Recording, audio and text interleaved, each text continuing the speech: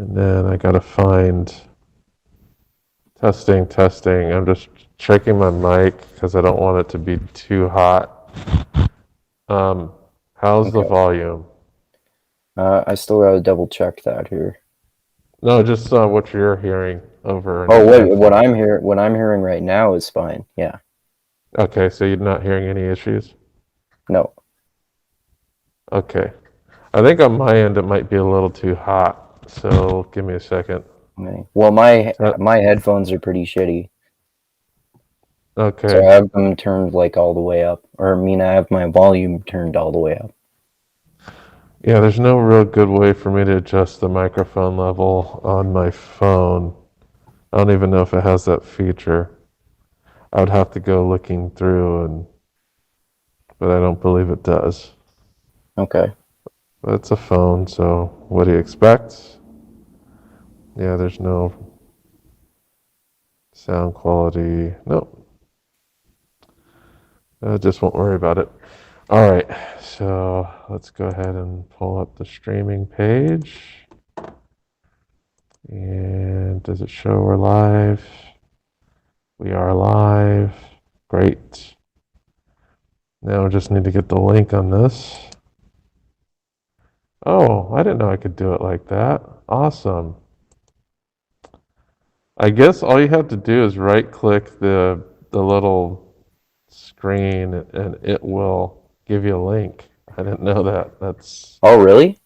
Yeah, I don't even have to open up another little video or search for it. If they only told me Oh, these damn things, you know? great. Okay. Do you know what I'm talking about? Like in the streaming video menu, it shows the little stream, like the preview of your stream on the upper left.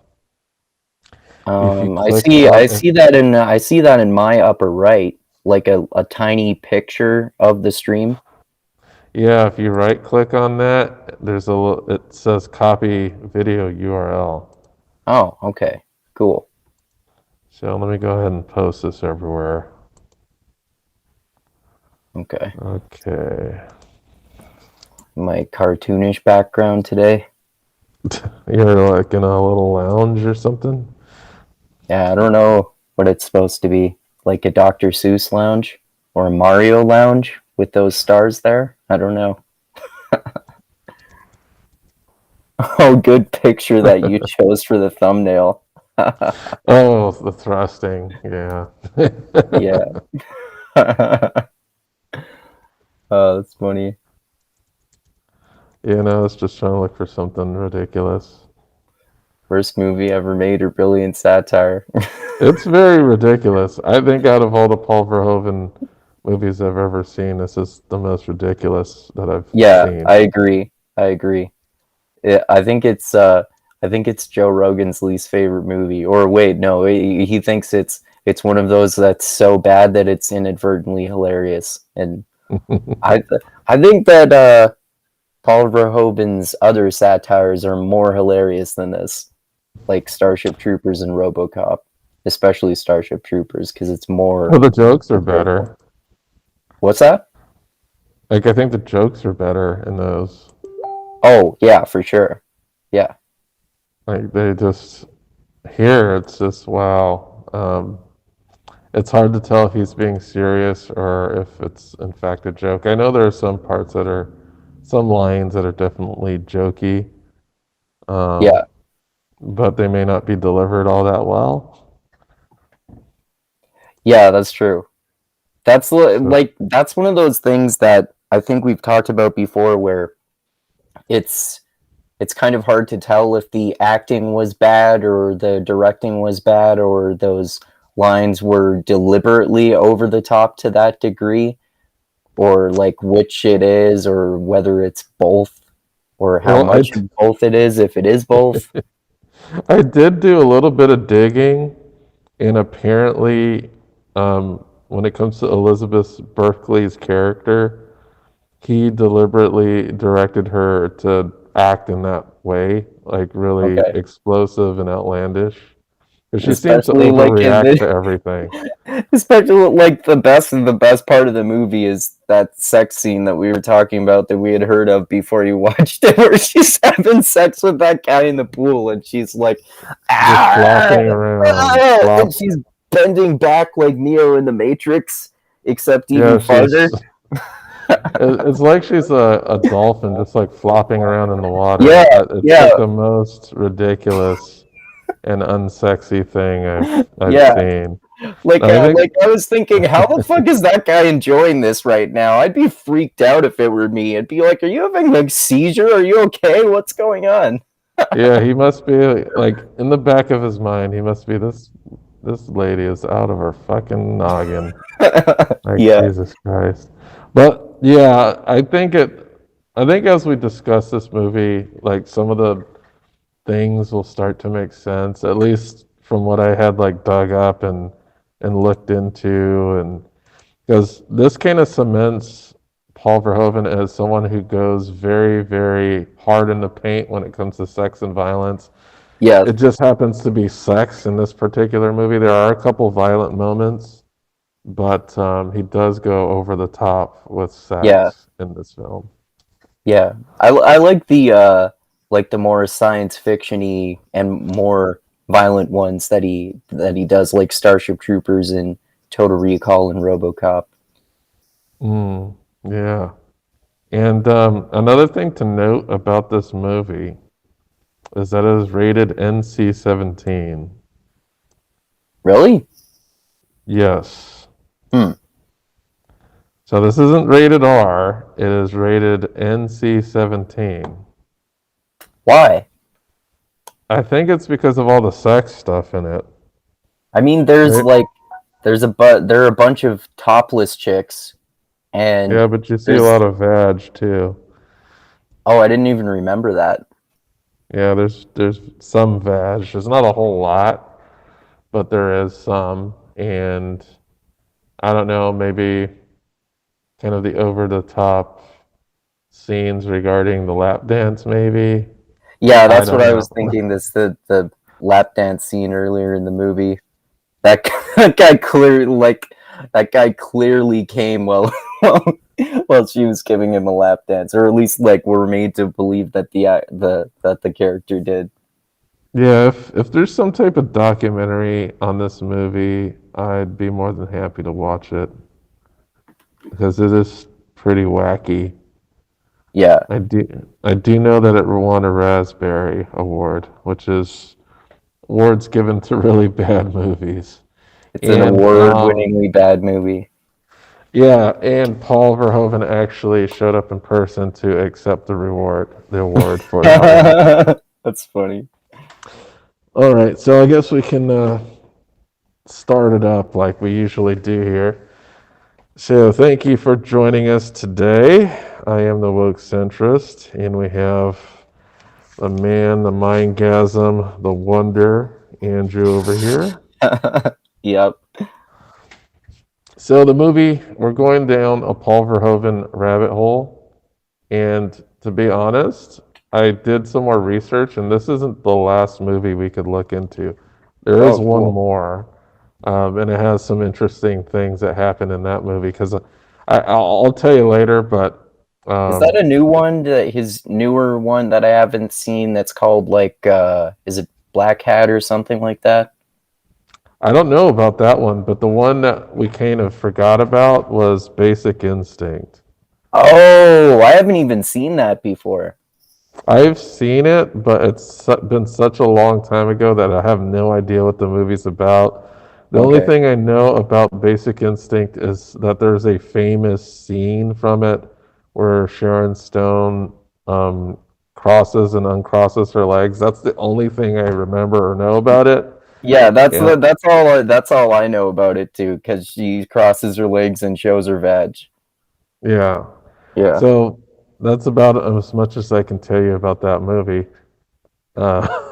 Pretty much. But that'll actually be the next movie we'll talk about, as Okay. I want to just get all of his stuff, like cover it all. I'm just kind of intrigued by the guy.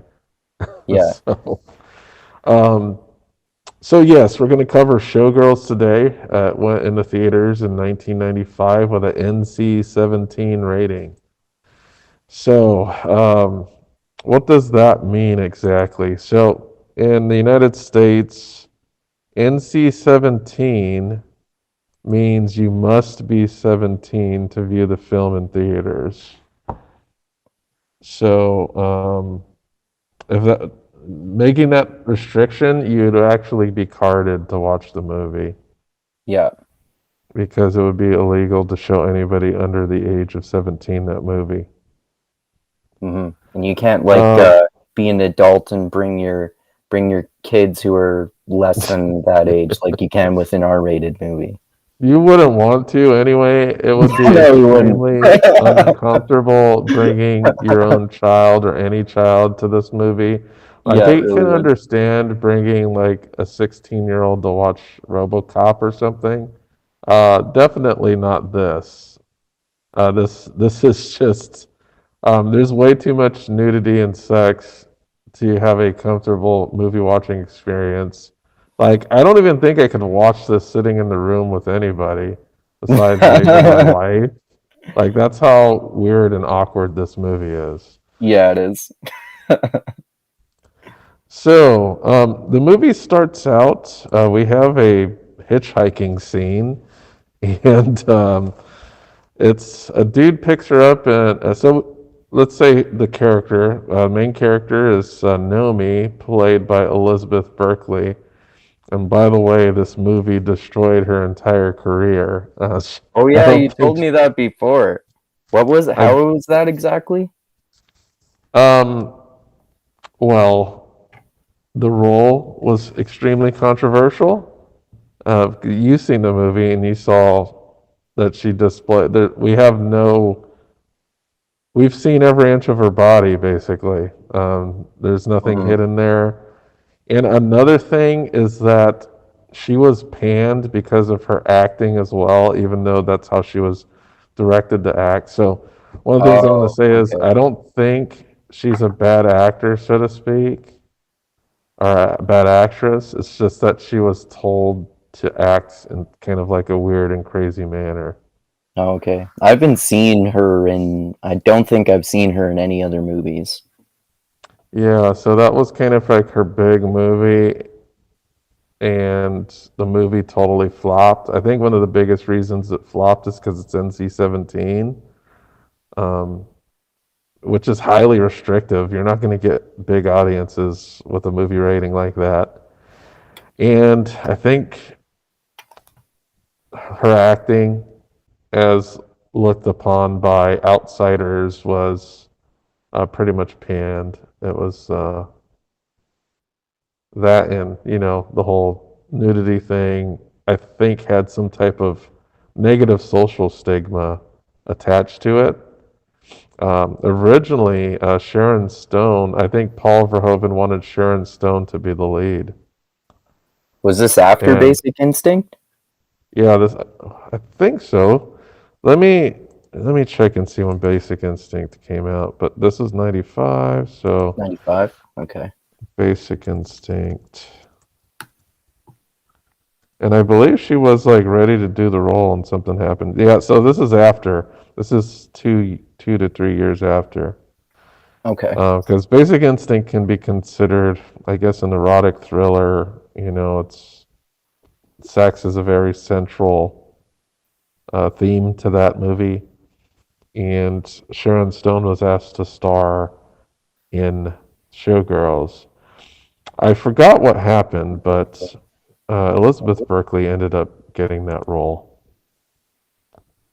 So, yeah, we start the movie off. We see a woman hitchhiking, and she gets picked up by some rockabilly greaser dude in a pickup truck. That's a good description. Um, and he's on his way to Vegas, and she basically comes along, and I think he gets kind of creepy in the car, and then she Yeah. pulls like a switchblade on him. Yeah. And the acting here is weird too, because I just can't pinpoint it, but this rockabilly greaser guy, his acting seems strange to me. It's not quite believable. It seems very forced. Isn't that kind of like every character in the movie? Kind of, but I don't. Yeah, there are some characters I think do feel more genuine than others. Like I Yeah, think Gina Gershon did a pretty good job with her character. yeah, Um, yeah. I agree. I thought Paul Atreides was pretty decent in his role. Paul Atreides, yeah, I always forget his name, but it's the yeah, actor who played Paul Atreides from the '80s Dune movie and from Twin Peaks. yeah, So eventually, the greaser guy coaxes Nomi into believing that he can get her a job and that his uncle, well, did he say his uncle owns the river area or he works there or he's like a supervisor or a boss uh, there? I think he said he's like the manager or a similar position. Yeah, well, he's in the position to hire people. Right. So he says, she tells him that she wants to be a dancer, and he's like, well, let me see if we can get you a job. They arrive at this casino, and he gives her some money. Mm-hmm. And he's like, oh, wait here. And she hits the jackpot, and then she loses it all. And the, at some point, she's kind of like, what the hell's going on? And then she kind of puts two and two together. And I don't know, this next scene is weird too. Yeah. So she starts raging out. Um, she runs outside and she rages out on some lady's car, right? She's just like Yeah. pissed No, off. this is the first like fucking bizarre scene that makes no sense. Yeah, she's like caught in like some berserker rage and she's just raging because she realized a greaser guy. Because here's one of the things they didn't mention is when they left to go in the casino, greaser guy said, "Hey, yeah, your stuff. You can leave your stuff in the car. We'll be Mm-hmm. back." So what he did is he left her in the casino, and then he left with her things. Mm-hmm. So And he just was stole pulling, her stuff. yeah, he pulled a scam on her. So she goes outside. She rages out for a while. Some She random, and she beats up on that chick's car.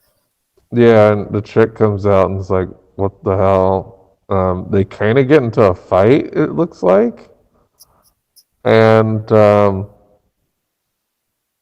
she ends up. I guess Nomi ends up throwing up, like Yeah, vomiting. yeah, it's so weird. And she's like beating up that chick, and at first she's mad, and then she's trying to comfort her. Numi is it Numi or Nomi? Nomi. Nomi.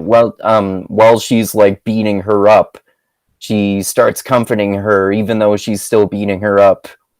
Yeah, And then she does the like the Nomi does the thing where she's all freaking out, and then all of a sudden she goes from freaking out to instantly, oh, I'm crying and now I need a hug. And then she comforts her, even though she's never met her before in her entire fucking life. Like, it yeah, would be way complete more realistic strangers. for her to just react more like, "What the fuck are you doing, man? What is wrong with you?" Yeah, the scene makes no sense. Like this is not. It's like okay, if these both of these people were like crackheads, it would make sense. Yeah, But that's not established here, and I don't think they are crackheads. I think there's I don't like think so one either. point where Nomi does some drugs, but it's not established here that they're Yeah, like crazy drug addicts or anything. yeah. Doesn't she do coke like one time in the movie? Yeah, she does coke once. Yeah. So what happens is Nomi is still kind of raging out, and she's like wandering in the middle of the street, and the lady like saves her from being run over. And I don't know what this is, but it looks like Nomi attempts to kiss the lady. Yeah, it's The I was like, huh, what the hell's going on here? Like these people don't know each other. It looks like Nomi's like going in for a kiss because they look at each other like in the eyes, and they're like slowly approaching each other. I was like, what the fuck yeah. is going on? It's like Paul Verhoeven, what is your problem? Were you like drunk when you were directing the scene or what? Um, anyway, so I think the lady asked if they want to get something to eat, and they go to like a burger joint or something like that. And he gives her a big ass soda, and Nomi's just like violently drinking the soda and pours like a shitload of ketchup all over everything. And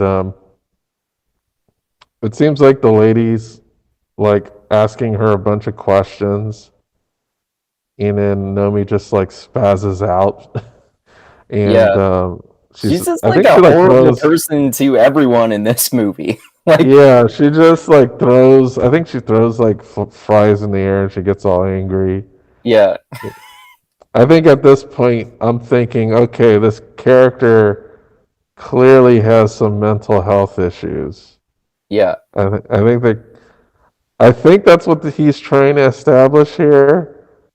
I don't know. It just seems to me that she needs professional mental help yeah. at this point. So I think she starts. I don't know if she starts crying, but she's. You can see that she's upset. So the lady offers her a place to stay. And one of the other questions the lady asks her is like, "Hey, are you a hooker?" she asked she asked Nomi if she's a hooker, and Nomi said no. But Yeah. um, we cut to the next Oh, I scene, didn't and realize that that's foreshadowing until just now. well, is it? I guess yeah, it is foreshadowing now because it's kind of true that Yeah. we find out that we find out a lot about her, but she tries throughout the whole movie. She tries to hide her past, and we could tell that something bad happened, but it's not revealed till later on in the movie. Hmm. So, the next scene, I guess the lady lives in a trailer park, and the lady is a seamstress of sorts, and she works for some type of Vegas show. So she invites Nomi backstage to see the goings on at the show.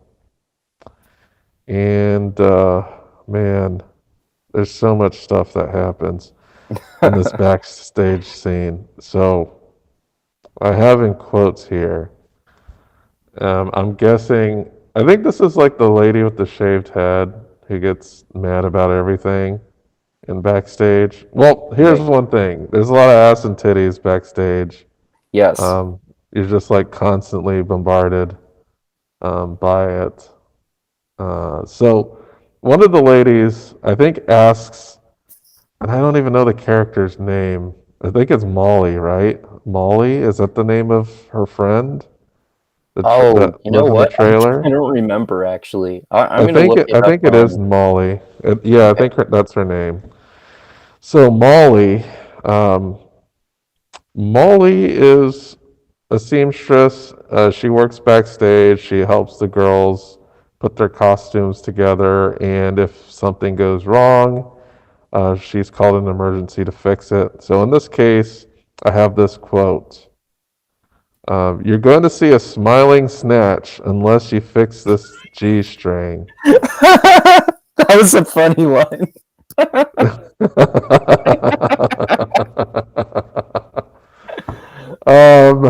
I was like, wow. I'm trying to imagine you're going to see a smiling snatch unless you fix this G string. I don't even Okay. I don't even get what that means. Me Like, neither. I'm is like trying to think, what does that actually mean? yeah, Does it mean just like a snatch? Is that what's going to happen? Like, how does the absence of a G string create a smile on a snatch? I just don't get yeah. it. Yeah, I don't know if that means like she's gonna like her G-string's gonna fall off because it's too loose and then everyone will see her snatch, or like it's going to get stuck in there or something. Like I have I have no idea. No clue. Yeah, exactly. So I think they're on their way up the steps, and one of the gay dudes who's also actually, you know what? One of the dudes in the show is not gay, but I think every other dude is. So, um, I think I'm not sure if it was the gay guy or the non-gay guy. One of them says, "Who wants to see her snatch anyway?" Probably everybody who paid for the show, because that's what Yeah, they're looking for. yeah.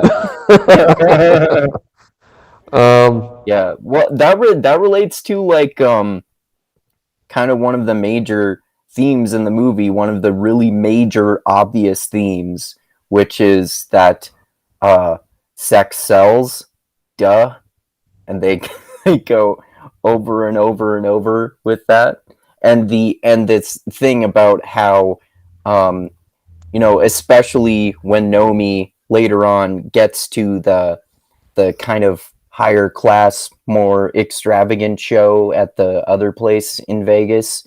mhm. She even more so than when she's first working at the strip club is like denying that that guy who ends up like kind of trying to date her points out that he's saying you're lying to yourself, you're a whore, because Mhm. she's like trying to sell or like say that she's a dancer and that sort of thing. But he like Yeah.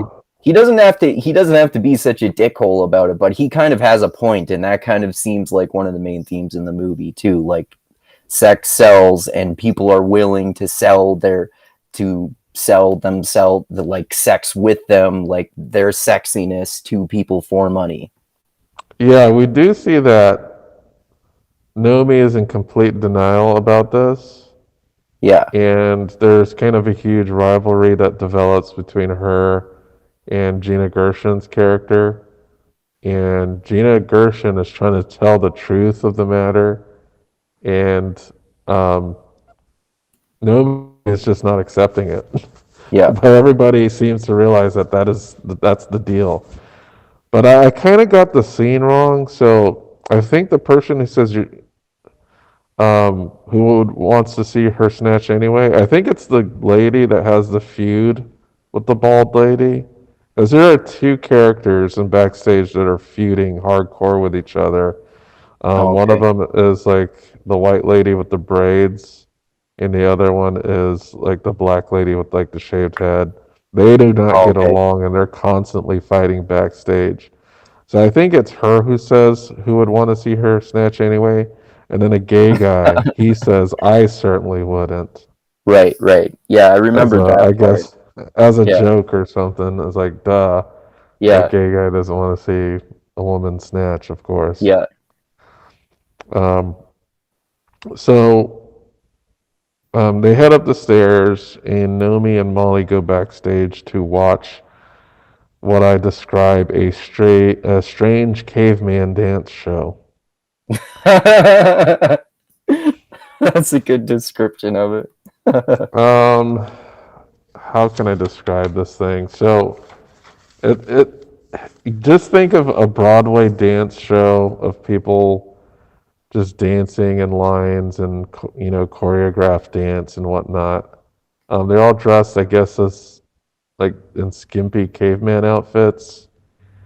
And then at one point, there's like a little faux rock structure on the stage, and it kind of blows up. And Gina Gershon's character emerges from it topless. So after she comes out, that's when everybody starts disrobing.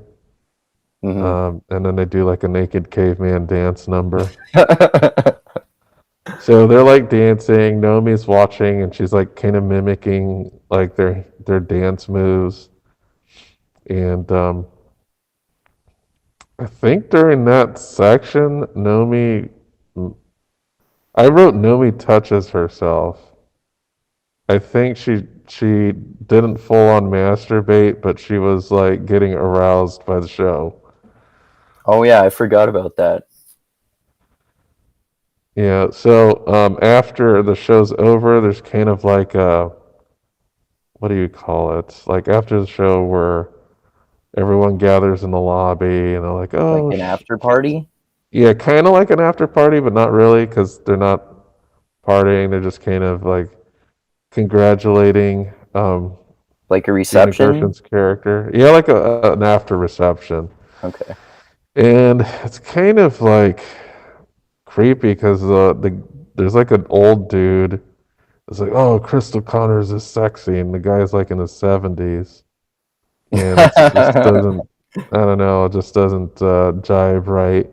You know, Right. 70-year-old dude talking about this young woman who dances topless. It just doesn't seem right. Hmm. Um, but yeah, you do see her. She's pretty damn hot. She looks hotter in the after part. Like during the dance number, I was like, oh, these people just look funky looking. Yeah.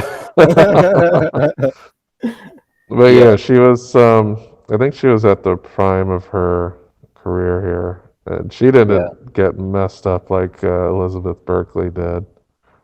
I Mm. mean, I think that's because um, Gershon's acting was actually pretty good here. She Yeah. did a very good job, I thought. Did she have like was she more popular at this point too? She had like a more successful career. I think Elizabeth Berkley was just starting out in the movies here, Okay. and Gershon was already established, if I'm not mistaken, Okay. because her career didn't die here.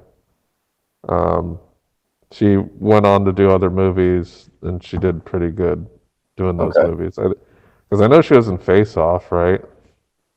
Oh yeah, I totally forgot about that. Yeah. Yeah. So she went on Yeah. to do some other movies. Hmm. Um, so they I think they go back to the dressing room, and I have a quote here. I have a bunch of quotes I wrote down. Just they're kind of random. Someone says the top is too tight, breasts getting crushed in here, titties are and then some lady just like unleashes her bra. I think this was just a quote said so that she can like unleash her breasts to the camera. Right. Yeah.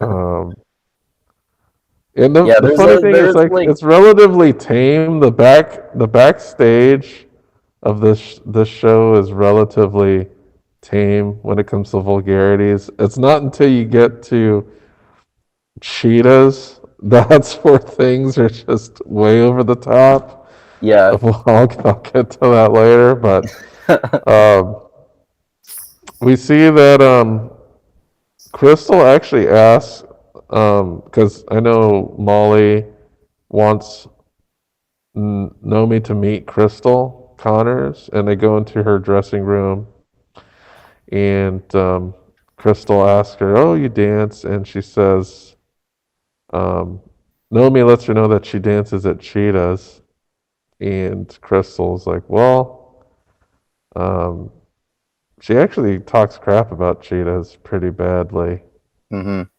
and Nomi has a huge fit, and she's like, "You don't know shit," and she just kind of stomps out. And she goes up top of the parking lot. It looks like Molly goes after her because I don't know. She just got super angry to the star of a show, and the star was like, she was right. Like Yeah. Cheetahs is a strip club. It's Yeah. not like a formal choreographed dance show like Even though they're basically doing the same thing, in one they have professional instruction, choreography, and it's a huge production. Hmm. But in Yeah, this like case, that's kind of another major theme of both Nomi's character and the movie itself to me. That like sex sells and power corrupts, which you can clearly see in Nomi's character, especially like later on, when she's fucking over who's Gina Gershon's character? Crystal? Crystal Connors, Yeah, Crystal. Yeah.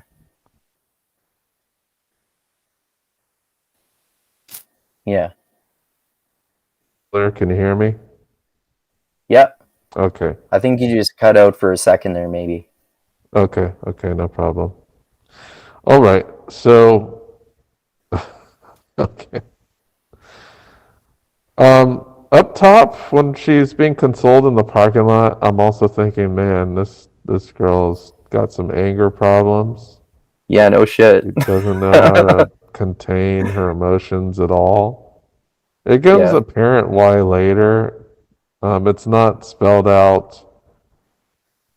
It's spelled out subtly, but they don't get into it straight up. But we'll talk about that as it happens. Um, so I know she went to the show instead of going to work. So we finally, um, in order to console her, Molly suggests, hey, let's take a night out on the town. And they end up going to some dance club. And we get to see that Nomi is not a very good dancer, at Yeah. least in my opinion. Yeah. Her dancing is so hilarious. She's like, Yeah, just kind of and flailing everyone's around. acting like her, just like it's like she kind of like flops around like she does in the sex scene later on, and everyone's acting like, yeah, that's normal, even though she's looks Yeah, ridiculous. I've been to dance clubs hundreds of times. The only time I've ever seen this something this ridiculous is when they were high on coke or extremely drunk. I was like, really? She wants to be a professional dancer. She has a long way to go. Yeah, exactly. But it's not, this dancing here is not treated as bad. I guess No. this is treated as good dancing in this movie. Yeah, because So much. that guy who comes up to her and asks her to dance and then is like kind of involved with her throughout the movie. Oh He man, thinks she's a really good dancer. he is the weirdest character Yeah, he really in this is. movie. Yeah. Like, I totally don't get him at all. Yeah, I don't either. Um, we'll talk about him right now. So, I think his name is James, if I'm not mistaken. I think so. So, he asks her to dance, and they have like some ridiculously bad dance battle or something. I don't know how to describe it, but it doesn't look like two normal people dancing. Yeah.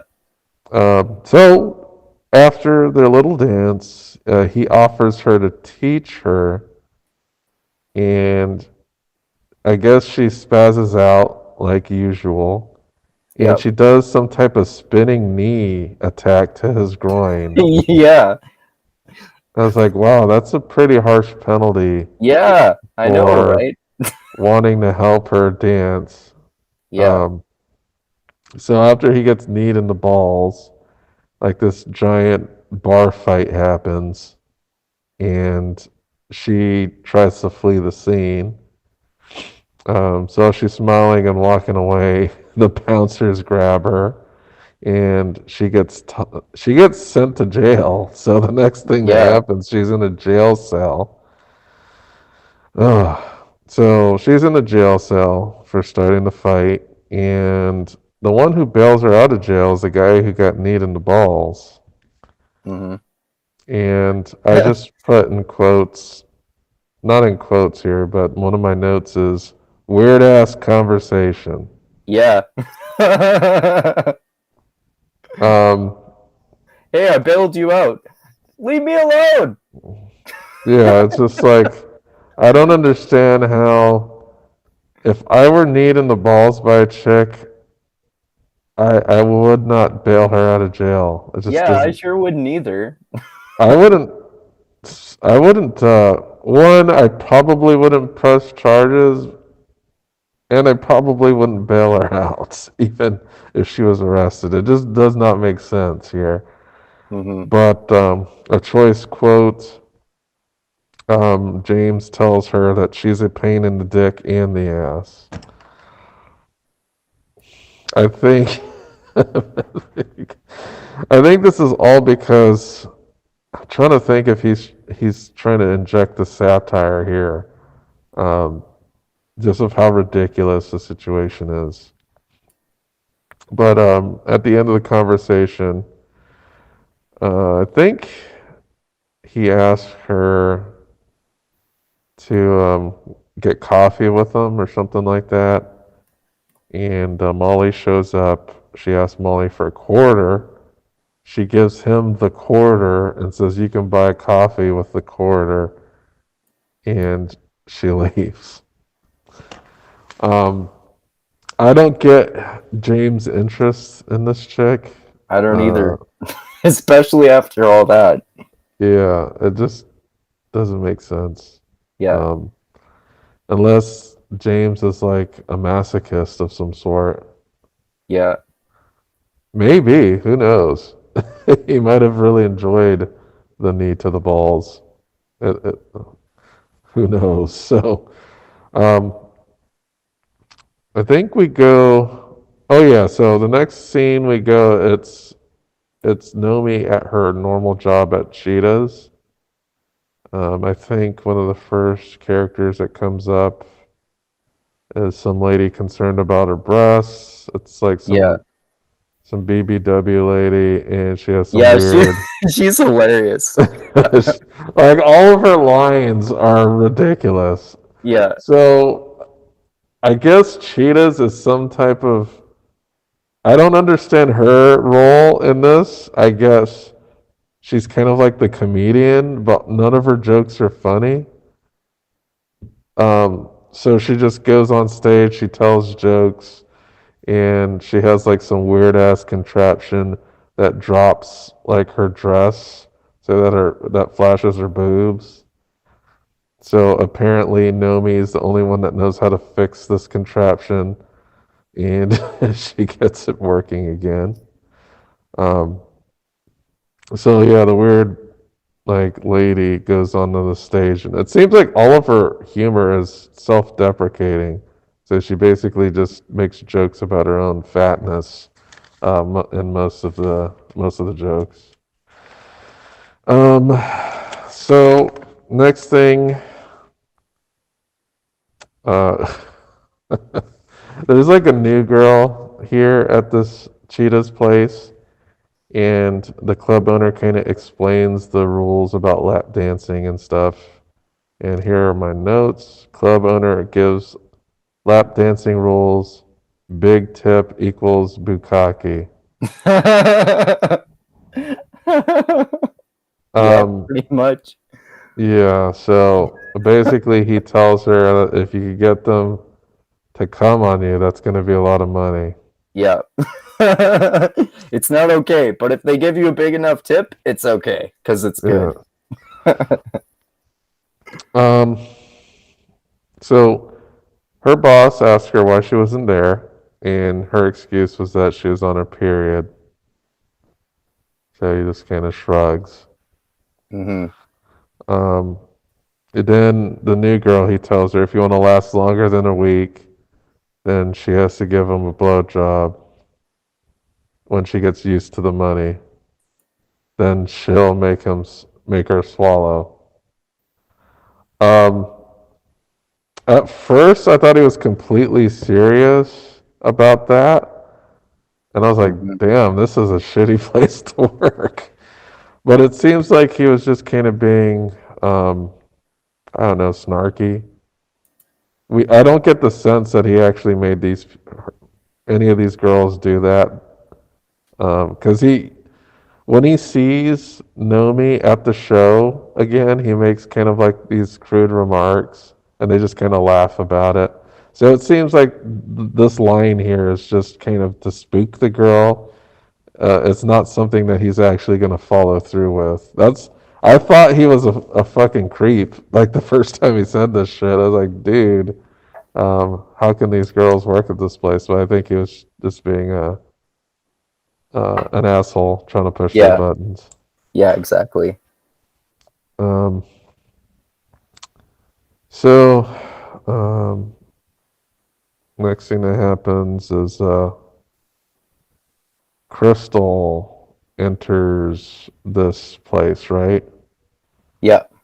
Yeah, so Crystal enters Cheetah's, and the first thing she sees is like the BBW lady singing "The Farmer in the Dell" while flashing her titties or whatever.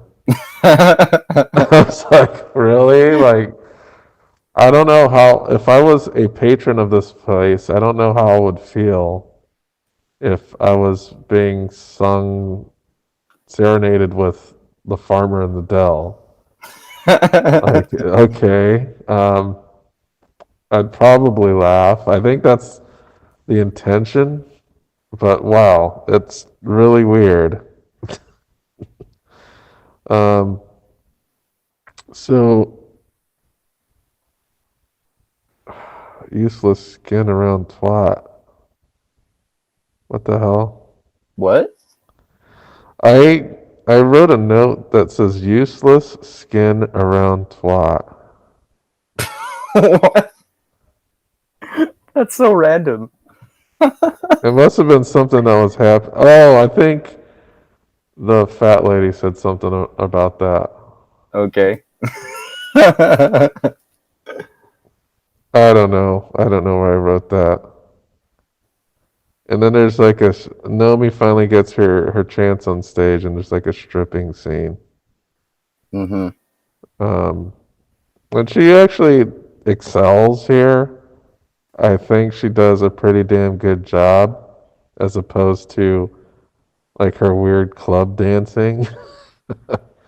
The movie makes it pretty clear that she's very good at being a stripper and a lap dancer, um, and it kind of makes you think, oh, this isn't her first run around with this. It makes you think that maybe she has some experience. At least that's what it made me think of. Okay. So anyway, she unleashes the titties, and the crowd goes woo, and I believe she fingers herself during the little strip performance, if I'm not mistaken. Does she? I didn't remember that. Yeah, I think she does. And I wrote a quote here. In America, everyone is a gynecologist. I don't know who said it, but I just wrote it down because I was like, wow. That's funny. Um, and I think she gets off the stage kind of angrily.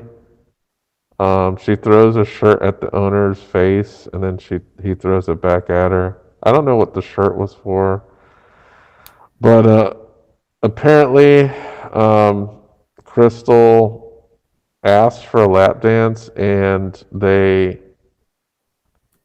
kind of upsell it to like $500. And I'm thinking, Jesus Christ, that's an expensive fucking lap dance.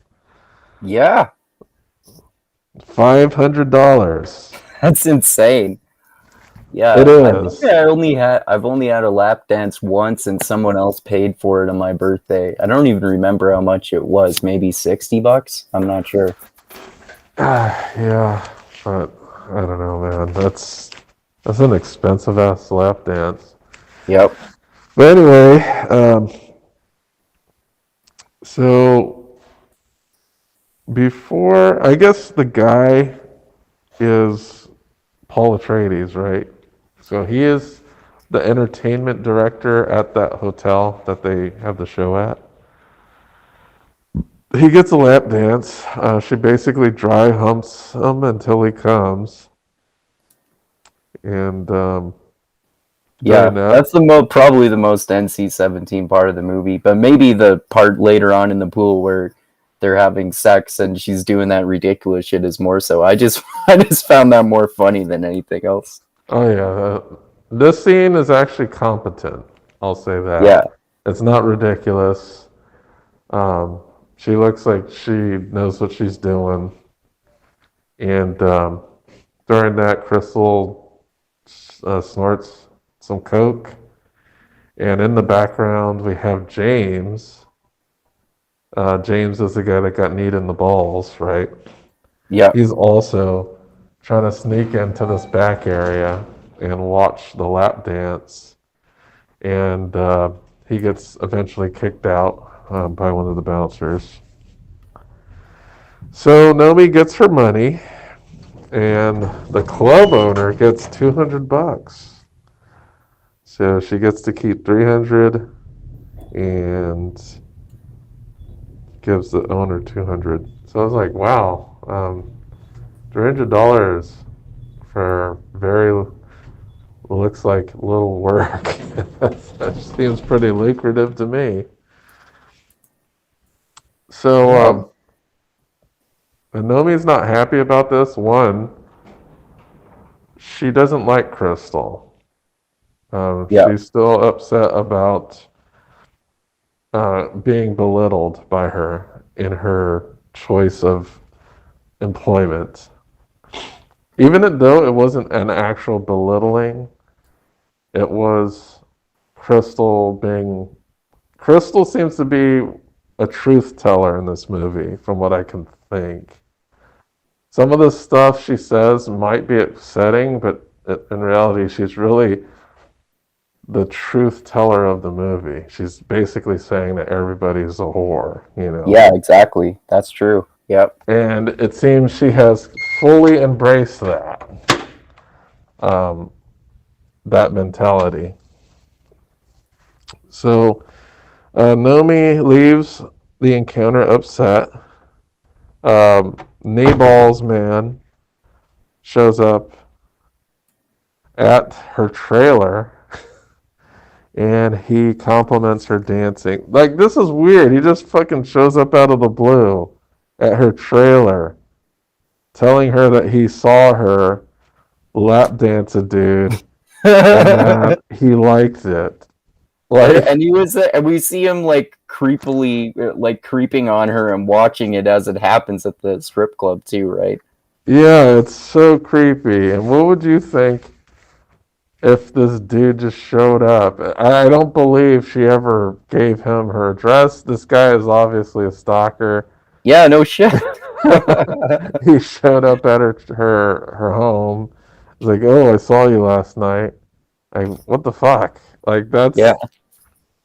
that's something you could get a restraining order for. The Yeah. guy is a complete creep. Um. Anyway, she tells. Here's a choice line from Kneeballs. He tells her, Knee balls. yeah, he tells her that she fucks them without fucking them. She does. And she gets really True. upset when he says this. So he is telling some truth there as well. And here's another quote from Kneeballs. Bitch, I'm telling you the truth. He shows up to her house, tells her he saw her lap dancing a dude, tells her that she's basically fucking dudes without fucking them, and he tells her to her face, bitch, I'm telling you the truth. Wow. Yeah. The He like balls on that guy. stalks her and then tells her she's a whore. And that isn't even okay. As bad as that is, this is not the last encounter that they have. No, not even close. No. Okay, okay. Yeah, this is how ridiculous this movie is, folks. Yeah. Okay. So, she has a conversation with Molly, the woman who works for the Showgirls at the hotel, and she notes that she hasn't gotten laid in 6 months. Yeah. I guess that's relevant later, but Yeah, they're that's walking true. they're walking down the street, and Nomi sees a nice dress, and her friend is like, "Oh, I'll make that for you." And she's like, "No, I want to buy it." Yeah. It's like, you have a talented seamstress that'll make a dress for you, and instead you want to waste the $300 you got from your lap That's dance. that's just like one of the thousand obvious clues in the movie that goes back to the main theme about the power and corruption of money and fame. Mhm. So she would rather pay for the dress than have Molly make the dress. I don't know if she's because if I were Molly, I'd be a little bit upset because it's almost like you're saying, "Oh, my Yeah, dress is going to be a shitty compared to the one I'm going to buy." that's true. Um, I don't know. It's really hard to gauge that because Molly doesn't seem to be hung up on a lot of things except some moral, like some lapses in morality that happen later. That's when we actually see Molly get upset about some things. That and a major incident that happens to her later in the movie, which is pretty goddamn brutal. But we'll get to that part. Definitely the most one. Maybe that's why it's NC-17. Shit. Yeah, the Um, rape scene, right? yeah, maybe that's the reason. Well, Yeah, it's like a gang rape scene too. Yeah, yeah, it's fucking that's horrible. probably why. Yeah, that's a pretty Yeah. horrible fucking scene. Um, so anyway, she we do see a sign on the wall, and it's like some dude named Andrew Carver, and they get like really excited because he's coming to Vegas. And we never really establish who or what he does ever. I think he's like a recording artist, like a singer. I think that I Is get that what that. he is? I think so. Okay. Well, anyway, we go back to Cheetahs, and we see two strippers dry humping each other on the stage, and there's a lot of stripping and naked dancing in this movie. And um, while she's there, I guess a scout approaches Nomi, and he tells her, "Hey, I'd like you to dance for this other venue." Um, and he's working for the hotel that the Showgirl show is at. I don't even know what the name of the show is. I kind of forget. Yeah, I forget. But he says, "Yeah, we're gonna have auditions. Come check it out." And I know I put in quotes, and I know this is not relevant. Someone says, "I want to see your ass," and it's like a drunk guy. She shows up at this audition. I wrote Tony Moss is a prick. Um, I so who is Tony Moss, don't Andrew? remember. He's kind of like the guy that eliminates chicks. He's kind of like the Simon Cowell type of guy. Oh, right, right. Yeah, yeah, that's true. He is a prick. Yeah, he kind of just shows up and he's like extremely blunt, and he's just like crushing the dreams of aspiring women left and right. And so what happens? I know, here's a quote. What are these, watermelons? So apparently one of the chicks' tits are too big for the show, and she gets sent away. I was like, really? So one of the girls with her ears sticking out, she gets sent out. Is that the one who he said she had auditioned before and he told her to get her nose fixed and she did it and now he told her that her ears are too big? Yes, yes. So her ears are sticking out. She needed to get those fixed too. That's so messed up. Yeah. One of the girls, he says, "Come back when you fuck some of that baby fat off." Yeah. Um, yes, all the girls to show. He says, "Show me your tits." It's like this is a well, he's it's basically a topless show. And in the audience, Crystal Connors is watching everything. You know, she constantly has kind of this snarky smile on her face throughout the whole movie, it seems like. I don't think there's a scene where she's not smiling in kind of like an evil ish type of snarky way, but she's always smiling. Um, he, Tony Moss makes them all pinch their nipples, I think. Yeah. And he has his assistant bring out some ice, and he wants Numi to ice her nipples. And she gets upset, of course, and blows up and walks out. That's like Yeah. her MO. Getting upset, Basically. blowing up, Basically. and walking out. Yeah, basically. Um, So, oh, by the way, I just saw on the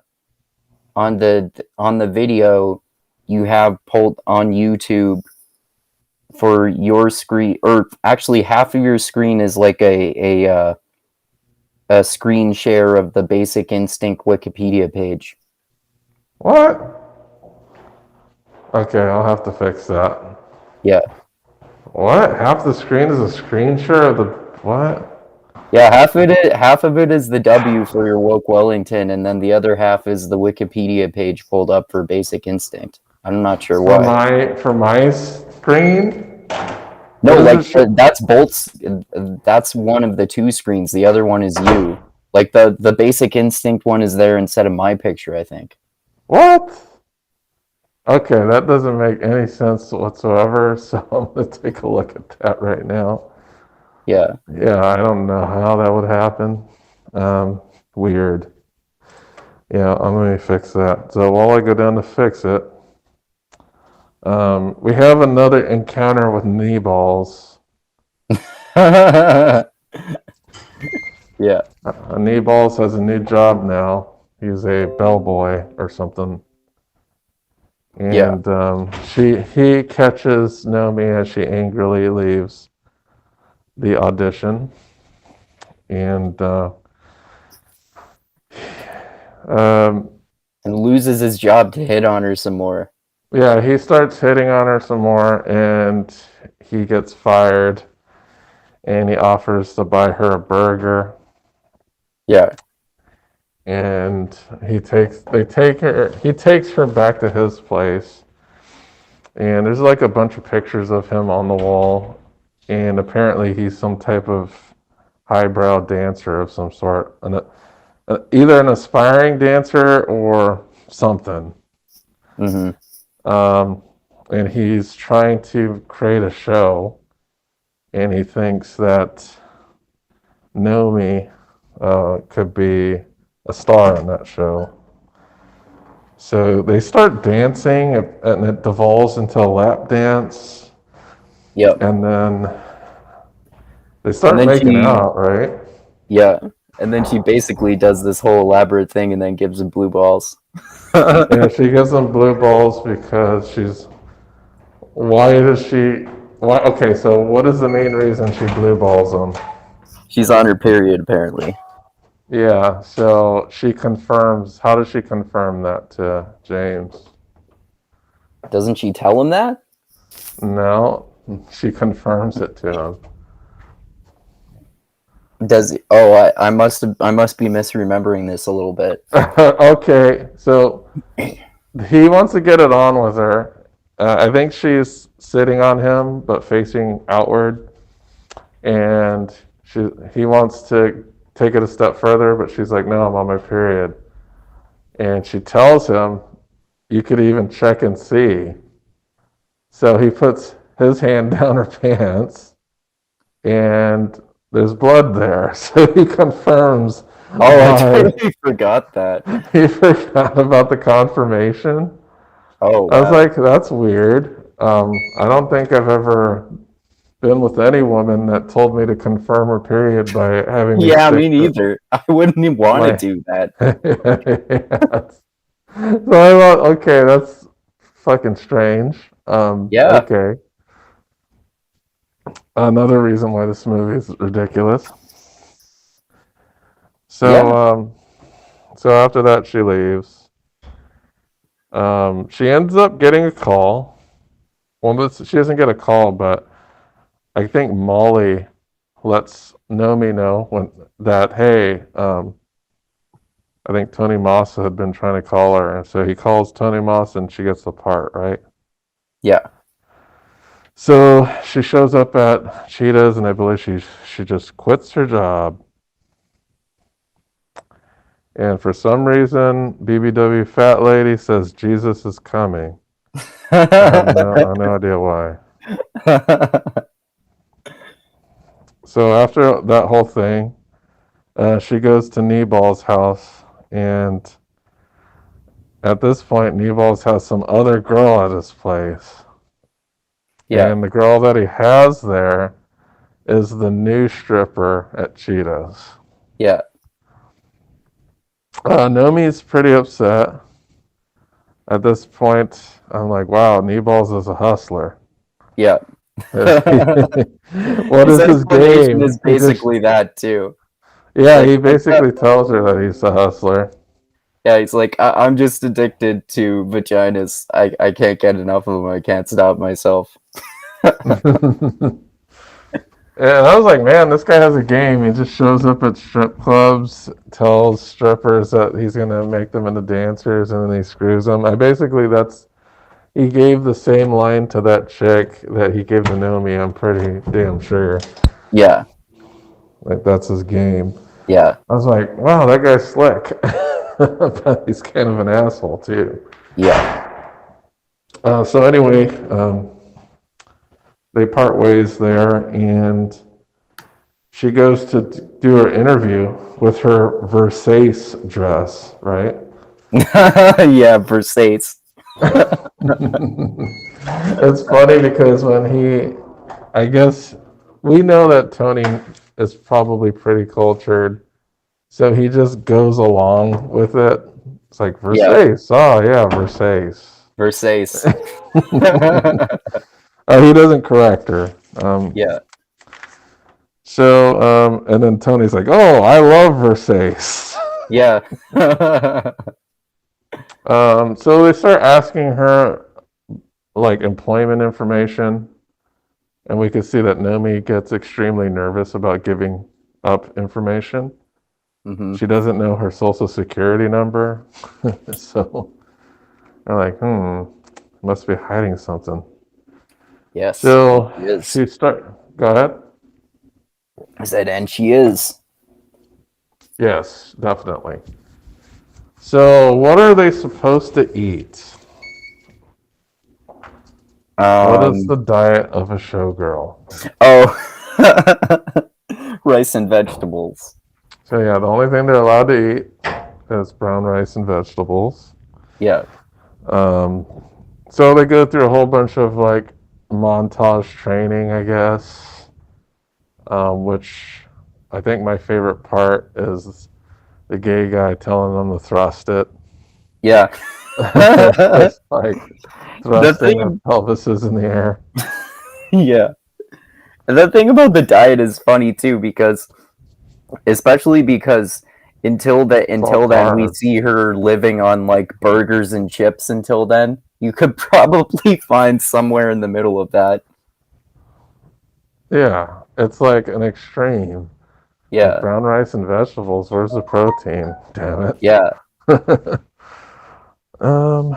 So yes, thrust it, thrust it. Um. So Nomi is now backstage, and she's about to do her first show. There is a monkey alert, and we see a bunch of chimpanzees just going crazy backstage. I think eventually Nomi just grabs one of them. And there's a cat fight between the two dancers that hate each other. So, talking about the girl with the braids and the shaved head chick.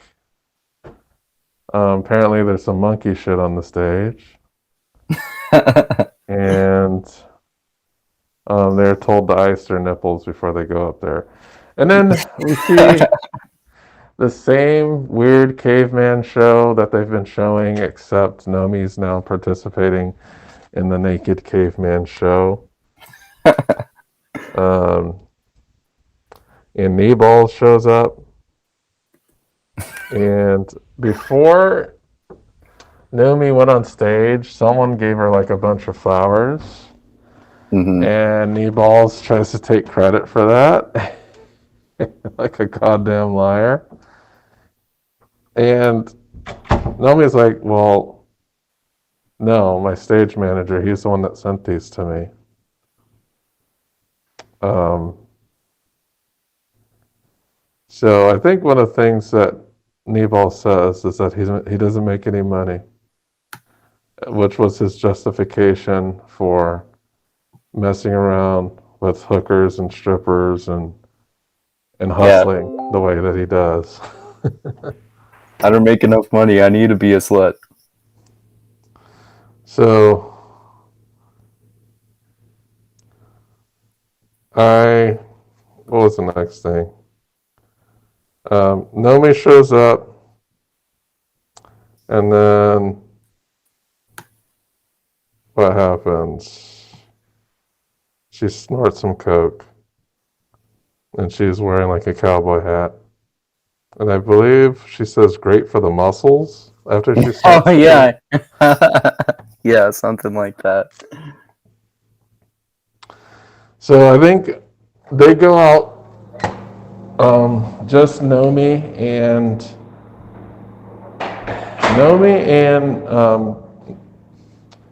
Gershon's character.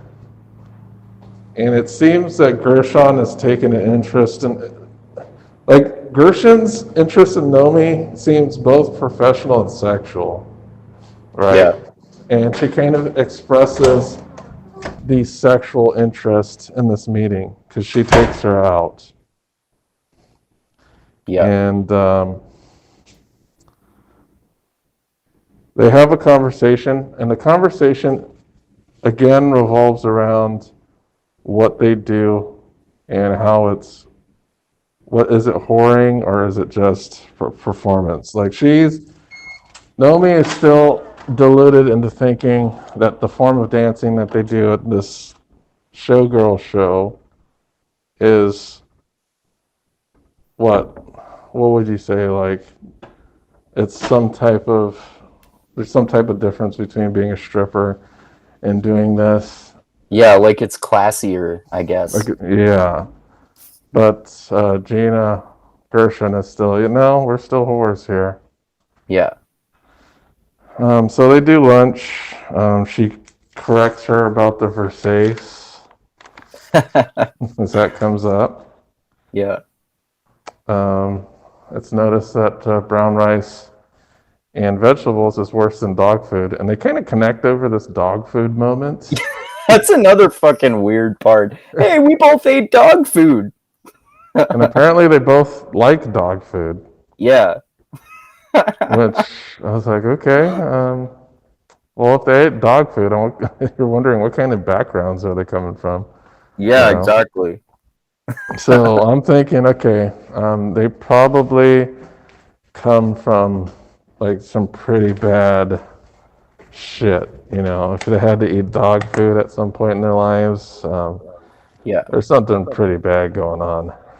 yeah. So we see Crystal getting extremely flirty with Nomi, right? Hmm. After they have their connection with the dog food moment. And that's when Crystal tells her, oh, we're all whores. Yeah. And they don't they go dancing or something like that? like they go practicing, right? Yeah, yeah, I think so. They go back and they have like a practice dance session. I just wrote down they do a hookery dance. Yeah, pretty much. So yeah, and then okay, did that thing go away? The Let me the, the little let me refresh the page here and check. It's I still see that now, but I'll refresh the page here. I think it'll go away. Okay. I'm hoping it will. Okay. Yeah, I'll let you know as soon as Are it you still loads here. seeing the Basic Instinct Wikipedia page? It's taken a minute to load. I'll let you know when it does. I Oh, actually, just yeah, I see myself now. Oh, did wait, it go no, back to it? I saw myself, and then it went back to the basic instinct thing. What? Get what's going on here. Oh, Let me wait, just now I see my image again. Maybe that was just like a delay. maybe, hopefully that's the case. Um, Let me see. I'm just getting messaged up here. Let's just do a respond to it.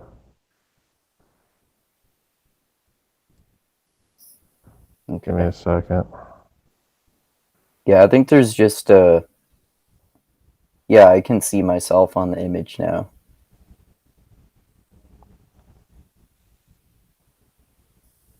Might just be a delay because of my cartoonish background.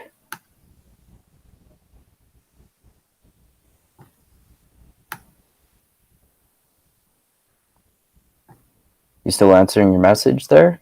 Yeah, give me a second. I just got a reply here. Okay. Yeah, it's interesting their their relationship and how even though they got closer in this part here, they still have this intense rivalry. They could have gone a little bit different. Like they could have she like they could have learned from each other instead of competing with each other. And but it ended up the totally predictable way with Nomi being all jealous and trying to learn what she can to manipulate her, basically manipulate Crystal. Yeah. Well, at the end of this interaction, because I know, doesn't, when they're dancing, doesn't Crystal like rip her shirt open or something like that and starts like trying to get intimate with her? Yeah, I think a little bit. And she tells Nomi that she's a whore. Yeah, And that's when Nomi like runs out, gets upset, does her own temper tantrum thing that she usually does. yeah, Um, yeah, she was. Yeah, Gina's character is interesting. She was trying to tell her the truth of the matter, but she's still getting upset about it. And I know she's also saying that because there's a two things that's going here. I think there's also the power differential. So you know, Crystal's the star of the show, so she basically can get away with doing whatever she wants, yeah, which is another thing when she's calling her a whore. It's like, oh, you better do what I want here, yeah, or I can make your life hell. And something like that does kind of happen later. yeah, So, next thing we see is they're backstage. There's some annoying ass kids backstage. I don't get that at all. Like, how can you bring young children backstage of a show where yeah. there's all this titties and vag hanging out, and then one of Well, the I guess kids is a boy. yeah. And she's like well, I don't know. She's probably like a stripper and a single mom and can't afford daycare, so she has to bring them to work. Although, like as you kind of alluded to there, I don't think they would allow that, even if that were the case with the strip club and children.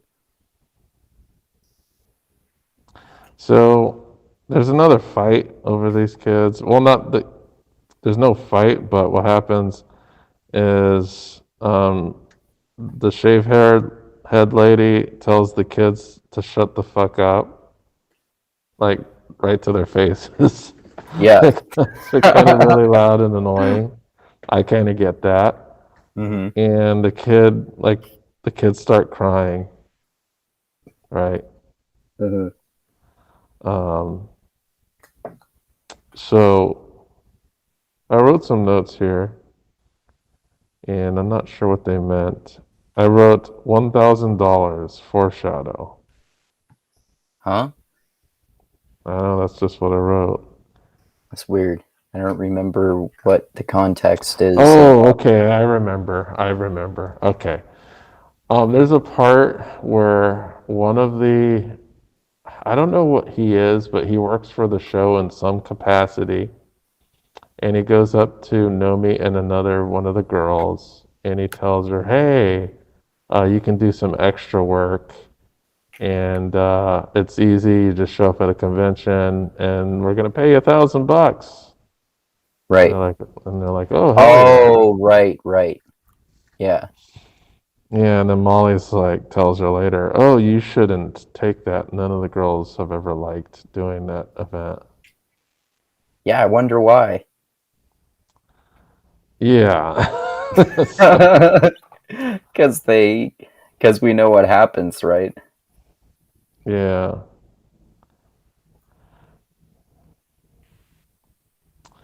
So, it was kind of, what was it for boats? Like a yacht convention? Something like that. So she storms out of, oh, what am I? Oh, okay. So she goes to this event, and the guy that hires her brings like some creepy Japanese businessmen there, and they're like, "Oh yeah, you have to come to this after party." And he kind of throws like some innuendos there about what's going to happen at this after Yeah. party. Like, basically, you're getting paid $1,000 to be literally a prostitute. Yeah, and here's, that horror theme again that comes up, right? Yeah. So, whenever the horror theme comes up, Nomi gets extremely upset and she storms out, and that's exactly what happens. She Hmm. gets extremely upset and she storms out. Yeah. Um, so she gets upset. She tells Zach, who is Paul Atreides, about what happened, and Paul Atreides calls the guy that paid her and makes kind of a fake rant because behind everything that happens, I think we'll see, but behind everything, it's kind of a facade, right? It's not really true.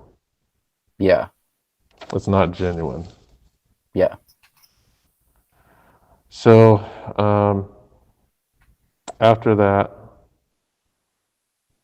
we cut to another weird dance number. I don't know how to explain it, but they do another dance number, and they're like all glittery and gold. And um, the rival chick with the braids like tosses some marbles, and the shave head chick, what happens to her? She slips on the marble and breaks her leg, I think, right? That's right. And Nomi witnesses this whole thing, right? And she doesn't say a thing. Yeah. So we kind of see her morality slipping, I guess. Even though she's not really a moral character in the first place, Yeah. but we do see that she's slipping here. Yeah. She doesn't really say anything about it. And the girl kind of later gives her a wink and a nod, like, thank you for not saying anything, right? Is that the same girl who later on doesn't say anything when when Nomi pushes Crystal. Same one. Yeah, she sees. She Oh, actually okay. she covers for her. Okay. I didn't even notice that before. That's why I was wondering. So she Okay. covers for her, Okay. and she lets. It's kind of like a blackmail too, right? Yeah. Because she says you got to keep kind of. You kind of feel that there's this unwritten agreement that they have. It's Yeah. like you talk about what happened with me, and I'm going to spill your beans. Yeah. It's kind of like a pact to keep their shit under wraps, right? And then later on, she asked Nomi to get her on an audition, right? Yeah, yeah. But we'll get to that part. Um, so next thing that happens, Cryne shows, or what's? I'm sorry. Um, Who? her knee gets pretty Oh, banged right. up, and Okay. she's crying. I was like, man, that's fucked up. Yeah. And after that scene happens, some of her old colleagues show up, or her old boss shows up, and the BBW lady shows up, Right. and they had watched the show. And they're giving her some really weird compliments. One of the compliments is, she looks better than a 10-inch dick. And That's such hilarious lines. and that was from the lady, and then her boss says, it must be weird to not have anyone come on you. Um, and she wasn't upset. It's kind of like that they were doing like some type of, they're just kind of jabbing at each other in a kind of playful way. Yeah. So, so next thing, she goes over the ride with Zach, as Zach is Paul Atreides, and he has like a Ferrari, and they kind of engage in a relationship of sorts, and he brings her back to his place. And then the funniest part of the movie happens. Yeah, I wrote infamous Joe Rogan pool scene. Yeah. Can you describe this scene for me? Well, they go into his giant pool in his backyard with a waterfall, and basically she like goes down under the water as if she's gonna give him a blowjob, and then swims away playfully, and then she ends up fucking him where he's standing against the wall, and she's like riding him, but she's doing that crazy like flopping around like a crazy fish dying as you've just caught it thing, basically. Yeah, I'm just like thinking, the people on the set that are watching this, like, how are they containing their laughter? Yeah. Like, what was going through Verhoeven's brain? Like, was he trying to ruin this girl's career? um, yes, they go into the pool, they get champagne, they pour champagne on themselves. She flops around on him for longer than it needed to be. I put. Yeah. And she stays overnight, but she leaves him in the morning. She goes home and she eats a bag of chips. Yeah. Um, so next thing that happens is she's getting considered to be an understudy. I guess this is kind of one of the bigger plot points.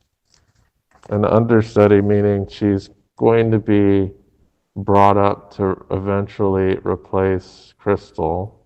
Yeah. And the rationale is they say that Crystal's not getting any younger. Yeah. So, in order to elevate her to her status, they need to know more about her because they still don't know her background. So, Zach wants to know more about her background. Um, and also, I wrote this, but there's a scene where Crystal gets really touchy with Nomi, and I wrote, oh no, this is not it. So I know that there's kind of like a competition, it seems like, between, there is now a competition set up between Alex, I'm not Alex, Zach and Gina's character. Paul They're trying, Atreides? yeah, Paul Atreides. So they're both going after Nomi, right? Right. And I wrote that Paul Atreides defeated Crystal's lesbianage. So the Yep. lesbianage was unsuccessful. Paul Atreides was the victor. Yep. Um, so what happens is eventually she finds a flyer of James' show, and James is knee balls, by the way. Right. He left her a flyer on her mirror, and she goes and checks out the show. It's like so ridiculous. Yeah, it's horrible. It's getting booed by everybody in the crowd, and it looks like they're doing it at her old strip club, right? Yeah, a That's what it cheetah. looked like to Cheetahs. me. Yeah, I think so. So all it was is him doing a dance number of him getting a lap dance. That's what it Yeah. seems like. Yeah. Everyone's booing. He knows he's horrible. It's pretty bad. He's kind of dejected that nobody likes it. Um, and someone in the audience says this. I wrote this in my notes. Give me a beer, bitch. Yeah. So James and Naomi talk. He explains to her that he's going to get married, and he's going to marry the other stripper, the one that we saw him with before. And the explanation that he's going to get married is because he got her pregnant. One of the things I've noticed too, Yeah. that even when James is like sad and dejected, the dude is always smiling. That's a That's good like point. his only expression. It's almost extremely sociopathic. So I have at this conclusion, I think James is a sociopath. Yeah, that's a good point. That's what I think he is. But anyway, Nomi finds out that she doesn't make understudy. She gets really upset, and the next thing we see, there's another snippet of this dance show, and they're all wearing fucking gimp outfits, and it's like some motorcycle gimp show at that point. Um, and during that little dance number, they reenact like a fake sexual assault of some sort. And as they're finishing up this number, this is where Nomi pushes Crystal down the stairs. So she took a cue from that other girl and Yeah. pushed Crystal down the stairs because she was rejected as the understudy. Doesn't she also? Don't we talk about like when she's talking to Crystal later when she's in the hospital? Aren't we kind of reminded that Nomi took Crystal's advice by doing that? I forget what exactly she tells her, but like if someone's in your way, kill them or eat them or something like that. Well, yeah, we do find out later that Crystal really isn't that upset about what happened because she believes that's just really just part of the business Yeah. and that is going to happen sooner or later. Yeah. But yeah, it's pretty sad sad movie if you think about it that way. That's what the Yeah. business that they're in is teaching them, that they're gonna take down the person ahead of them by Yeah. whatever means possible. Yeah. Much sadder ending than Paul Verhoeven's other films. Yeah, this movie does not have a happy ending, but it's actually pretty horrible. The ending to this Yeah. movie is pretty damn bad, Yeah. but we're getting there. So she pushes Gina down the stairs. The girl who slung the marbles and hurt the other girl covers for this, and she sees it. Um, Nomi gets promoted, so the next thing we see the caveman show. It's Nomi who busts out of the volcano with her topless, and they do their whole caveman routine that we've seen 100 times already. Um, Her friend Molly knows something's up. She's upset about this whole thing, and she's not cool with it. Hmm. So there's some big after party that's supposed to happen after this first show. She's a She wait, Molly is Molly like I just thought of this. Is Molly like the only character with a good moral compass? pretty much, yeah. Molly's the only person who has any type of moral compass. Yeah. Molly, maybe, I guess, the strippers from the other place. Yeah, some of them. Yeah, but yeah, Molly is the only one that has any compunctions about crossing a moral line. Yeah. So after, so it's like history repeats itself. There's like a little reception. The old guy is like, "Oh yeah, this is our new star, Nomi. She's gonna be the face of our show." And they get invited to some type of after party, and Nomi wants Molly to go, but Molly's not having it. Um, so eventually, they go to this party, and Molly actually shows up. So I guess they make amends. Yeah. And the way they make amends is by she introduces her to Andrew Carver. Yeah. I wrote just in my notes, Andrew Carver, an ass. Yeah.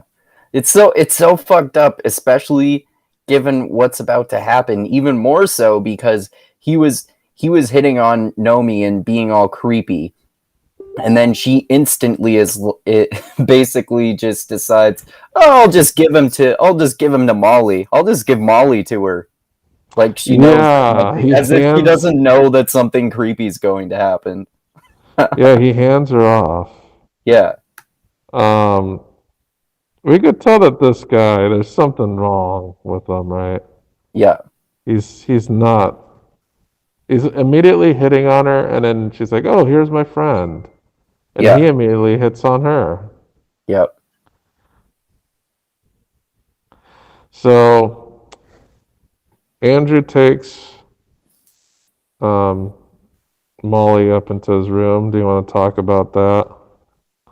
Yeah, he takes him up into his room, and then his bodyguards close the door, and then he and his bodyguards gang rape her, and it's like the most fucked up part of the movie by far, of course. But not even only did they gang rape her, they also beat her. Yeah, they beat the fuck out of her and gang rape her. Yeah. Um, and man, it's pretty brutal scene. I Yeah. don't think, yeah, it's bad. It's probably one of the worst rape scenes I've ever seen in a movie. I can't think Yeah. of any other rape scene that was that bad except maybe Blood In, Blood Out. I don't know if you've seen that. No. It's a movie about like Mexican gangsters, and in the movie, a dude gets raped in prison by other dudes, Oh, okay.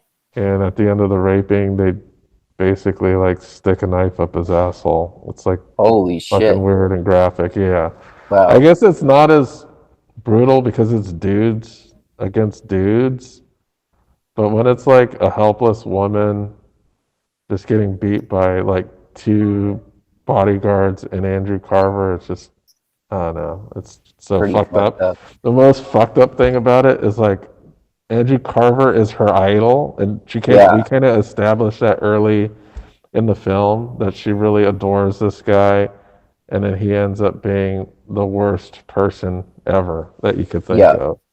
Yeah. Yeah, for sure. So Yeah, when she sees that they see that big kind of like banner on the side of a building earlier, and Molly like freaks out in a positive way about it. mhm. So she gets we see her walk down the stairs and she's bleeding from everywhere. She just kind of collapses on the floor. Yeah. And immediately, Nomi wants to call the police. Yeah. And Paul Atreides is like, no, we're not calling the police. Um, he wants to keep the police out of it. Yeah.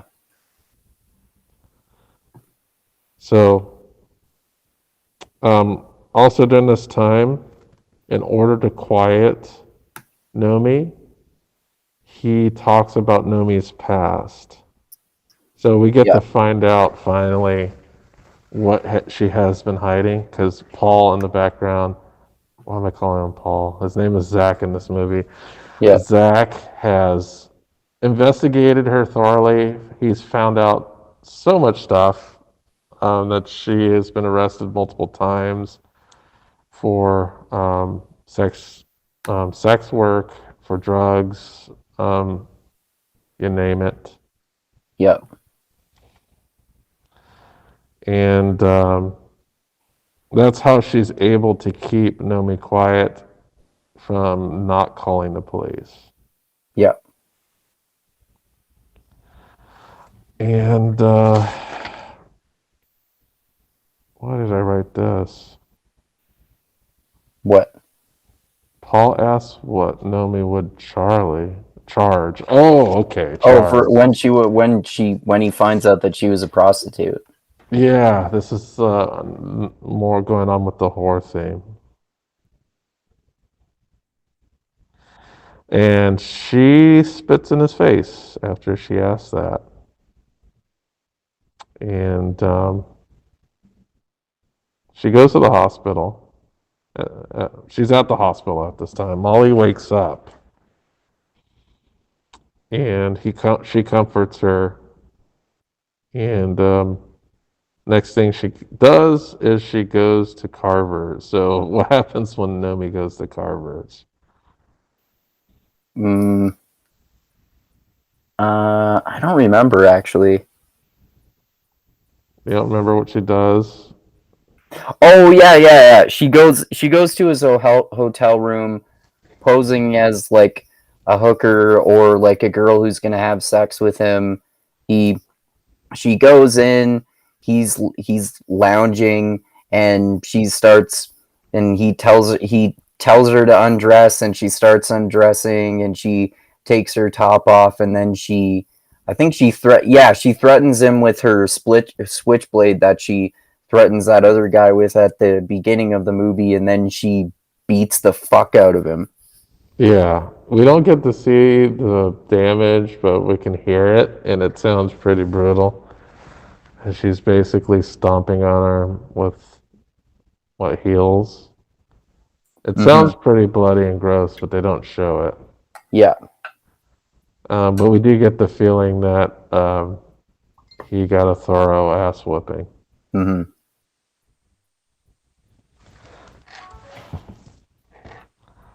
So she ends up leaving. She tells the guards that he's going to be out for a while. Yep. and she goes back to the hospital and tells Molly what she did, Yep. which was beat the fuck out of Andrew Carver. Yep. um, and after that, she goes and visits Crystal in the hospital too, and they have an Hmm. interesting conversation here. So, um, what do they talk about here when she? This is the final conversation she has with Crystal, and it's not a. It's unlike the other conversations that tend to end in um, her getting super upset. It doesn't end that way. I think she just, that's when, like, as you were alluding to before, we find out that Crystal wasn't really upset about Nomi sabotaging her and pushing her down the stairs because, like you said, that she kind of sees that as the natural order of things in the industry, and they kind of have a mutual understanding and kind of reconcile their differences, I guess, because they both understand how fucked up the industry is. I guess you could say that.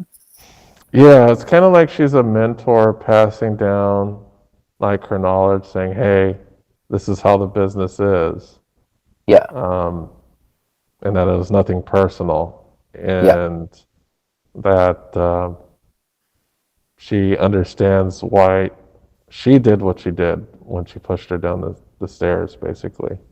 yeah, And they kind of, yeah, they come to an understanding, and the animosity kind of just washes away with that. And I guess there's the last act of lesbianage. yeah, So there's like a long kiss that they have, right? yeah. So it's just kind of a little confusing. I don't know. I don't understand the mind of Nomi's character at all. It didn't really make sense. I thought it was just more of the like over the top sexual stuff. Yeah, I think maybe Verhoeven just wanted them to have like a kiss on screen, Yeah, just so that hey, I got these two hot actresses to kiss each other on the yeah, camera. yeah, Like I don't know, it just didn't make any sense plot wise, character wise. I understand, yeah, that's what Crystal was going for this whole time, yeah, but I don't see that Nomi ever really wanted that. Even though I guess we could kind of say that there's some type of bisexual nature to Nomi, because when she first met her friend, it looked like she was going to kiss her. yeah, So I don't know. It's super eclectic, super weird. Who knows? yeah.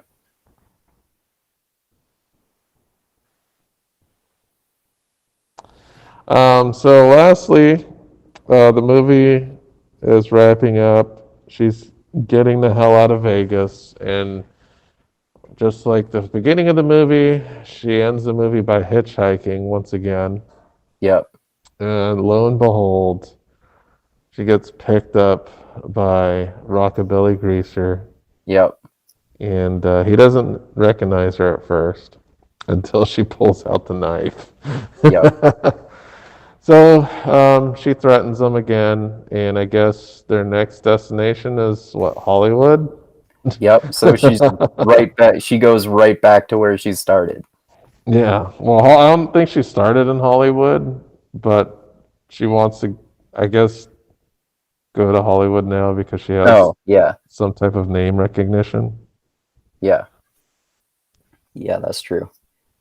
But she's destroyed her relationships in one town onto the next one now, and it kind of seems like it's implied that that's a thing that she does. Yeah. And the movie's done. Fuck. Um, is this a horrible movie or is this genius? I think it's more horrible than genius. I like Paul Verhoeven. I think there's more genius to Paul Verhoeven's other satires, like Starship Troopers and Total Recall and RoboCop. Hmm. Uh, course, I love the classics. I don't think this movie is as bad. I guess the writing. I think it's the writing that's bad, not necessarily Paul Verhoeven's involvement. Like the Paul didn't write this movie. Oh, okay. It was written, I believe, by the same person who wrote Basic Instinct, if I'm not mistaken. Oh, okay. But some of the dialogue is genuinely funny. Yeah, some of it. But is this movie bad? It I think depends on what it's the reason why you want to watch it. yeah. I mean, if you want to watch it for the inadvertent comedy, it's good. But it's still like even then, I don't like it as much as other movies that are like that. Yeah.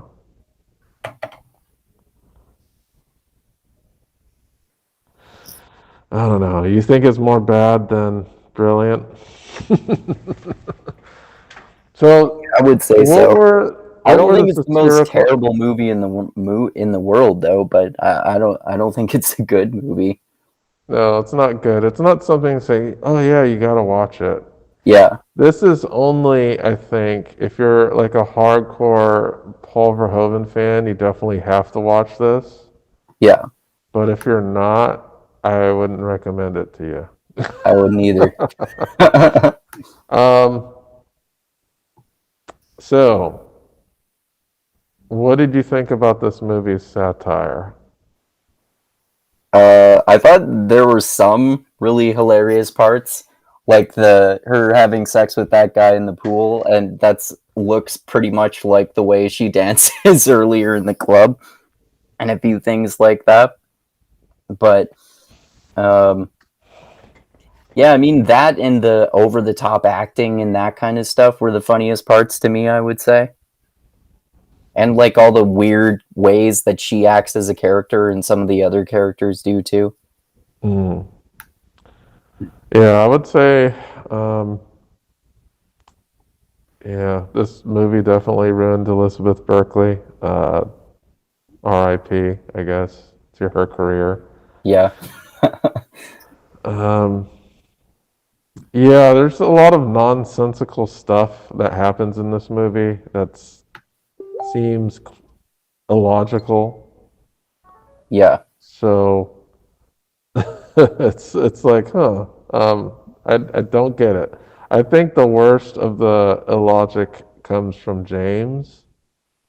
Yeah. That character just makes zero sense to me. Like, He makes even less he, sense than Numi or Nomi. Nomi. yeah, I was like, um, okay, I just don't get it at all. Yeah, me neither. Like, there's, I don't understand his behavior, and I don't understand Nomi's tolerance of his behavior. Yeah, me neither. It's like two things that would never actually happen. Yeah. Like, oh, she's still hanging out with a guy that she kneed in the balls, who stalked her to her house, said to her face, "Bitch, I'm telling you the truth." Yeah. Like, it just does not make sense that they continued to have a relationship despite of all of that happening. Yeah. And it's not like they were friends ever. It's like, oh, we're friends. No, uh, they were never really friends. No. I guess maybe when he bought her a burger and they went back to his place, but even then, I think it was just like him trying to take advantage of her. Yeah. But man, Paul. So he did get a Razzie Award for this movie. It deserved one.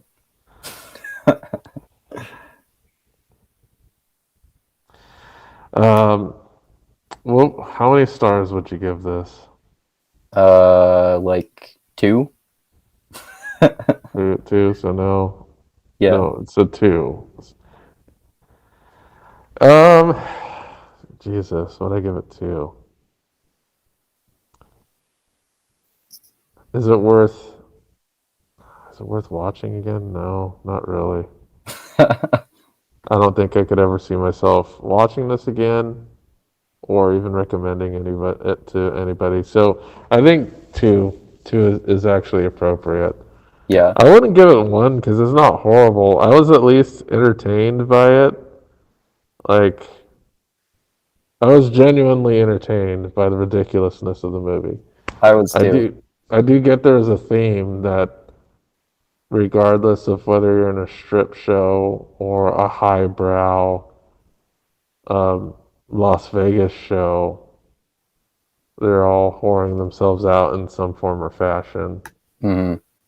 Um, and that's an interesting thing for a Hollywood director to do, Yeah, because he's also implicit in that cycle. So he would also be calling himself out in a way. But yeah, this is exactly. like the most Inception satirical thing that he's ever done. That's a good point. Yeah, Because usually he's like this Dutch director that's kind of making fun of American society, but at this point he's kind of part of yeah, it. yeah. That's true. um, but yeah, two, that's what we're giving it, folks. Do we recommend you watching it? I would say only if you're a hardcore Verhoven fan Yeah, that or needs to you see really like inadvertent comedy. that, or you just want to see the TNA, I guess. You Yeah, I might like this movie more. I might have liked this movie more if I saw it when I was a teenager for that reason, I guess.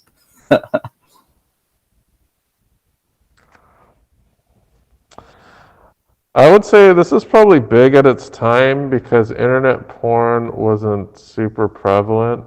Yeah, So exactly. you could probably get away with owning this. It would be more acceptable for you to own this over like some random porn tape. Yeah. I was like, oh, Showgirls. I heard that was NC-17. Oh, okay.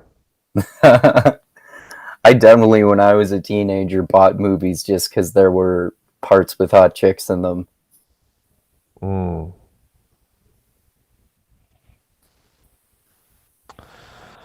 But yeah, I don't know. It's hard to describe the allure. Like, I'm glad I watched it, but yeah, this is not something I would put on any top 100 list of anything. Yeah, I guess the only top of list that would be is TNA in a Hollywood film. That's yeah. about it. Yeah, It'd probably that's be true. ranked number one at that point. But as far Yeah, as like the movie plot, acting, no, not very good, man. no, All right, so we both gave this 2 stars. If you're implored by watching that, we gave you our ratings. I know if it was me, I'm extremely intrigued by people giving bad ratings of things, so that's makes me more likely to watch something. Whenever someone gives a bad rating, I was like, oh, I gotta see why it's bad. Let me go and check this out. That's just the way I am. But anyway, 2 out of stars, 2 out of 5. That's what we both give it. We agree. All right, you want to just do a what'd you read deal? sure.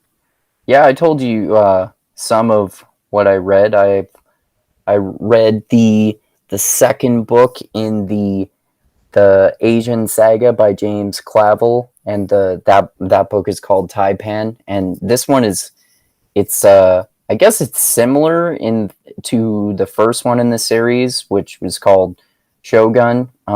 In that it's about this European guy living in Asia, um, and in this case, instead of it being about a British guy basically ending up living in Japan and immersing himself in Japanese culture in the 1600s, it's about a British guy in the 1800s during the Opium War between the British and the Ottoman Empire, I think it was, and the main character is a pirate in China instead of Japan. So it's a pretty it's a pretty interesting book. I like the first one more because it was more action packed and more brutal, and there was more conflict. And I like more of the samurai and ninja stuff that's in this book than the pirate stuff. Although the pirate stuff is cool too.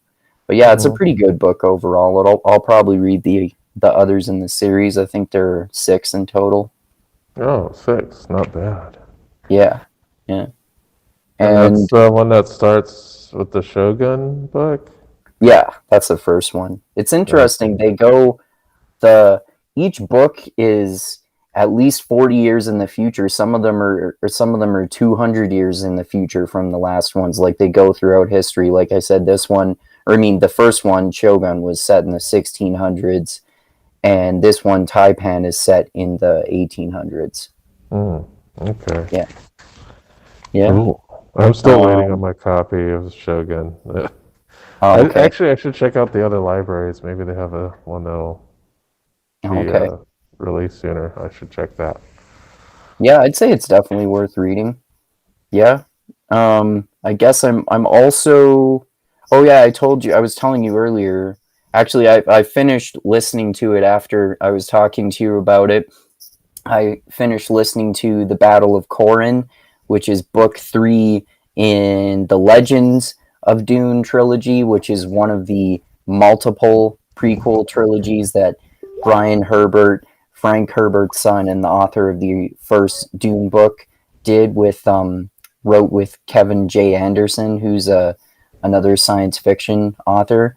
And yeah, I like this whole Legends of Dune trilogy because, like I was telling you before, the first one in it, called the Butlerian Jihad, is referenced many times throughout the original Dune series by Frank Herbert.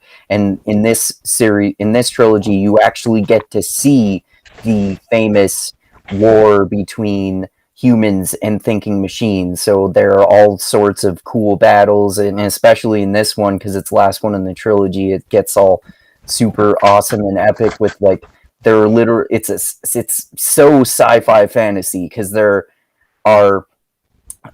there are sword masters with what are basically lightsabers, and there are psychic sorceresses fighting cyborg assault mechs, and the machines have also manufactured out and weaponized a virus and are eradicating entire planets that way too.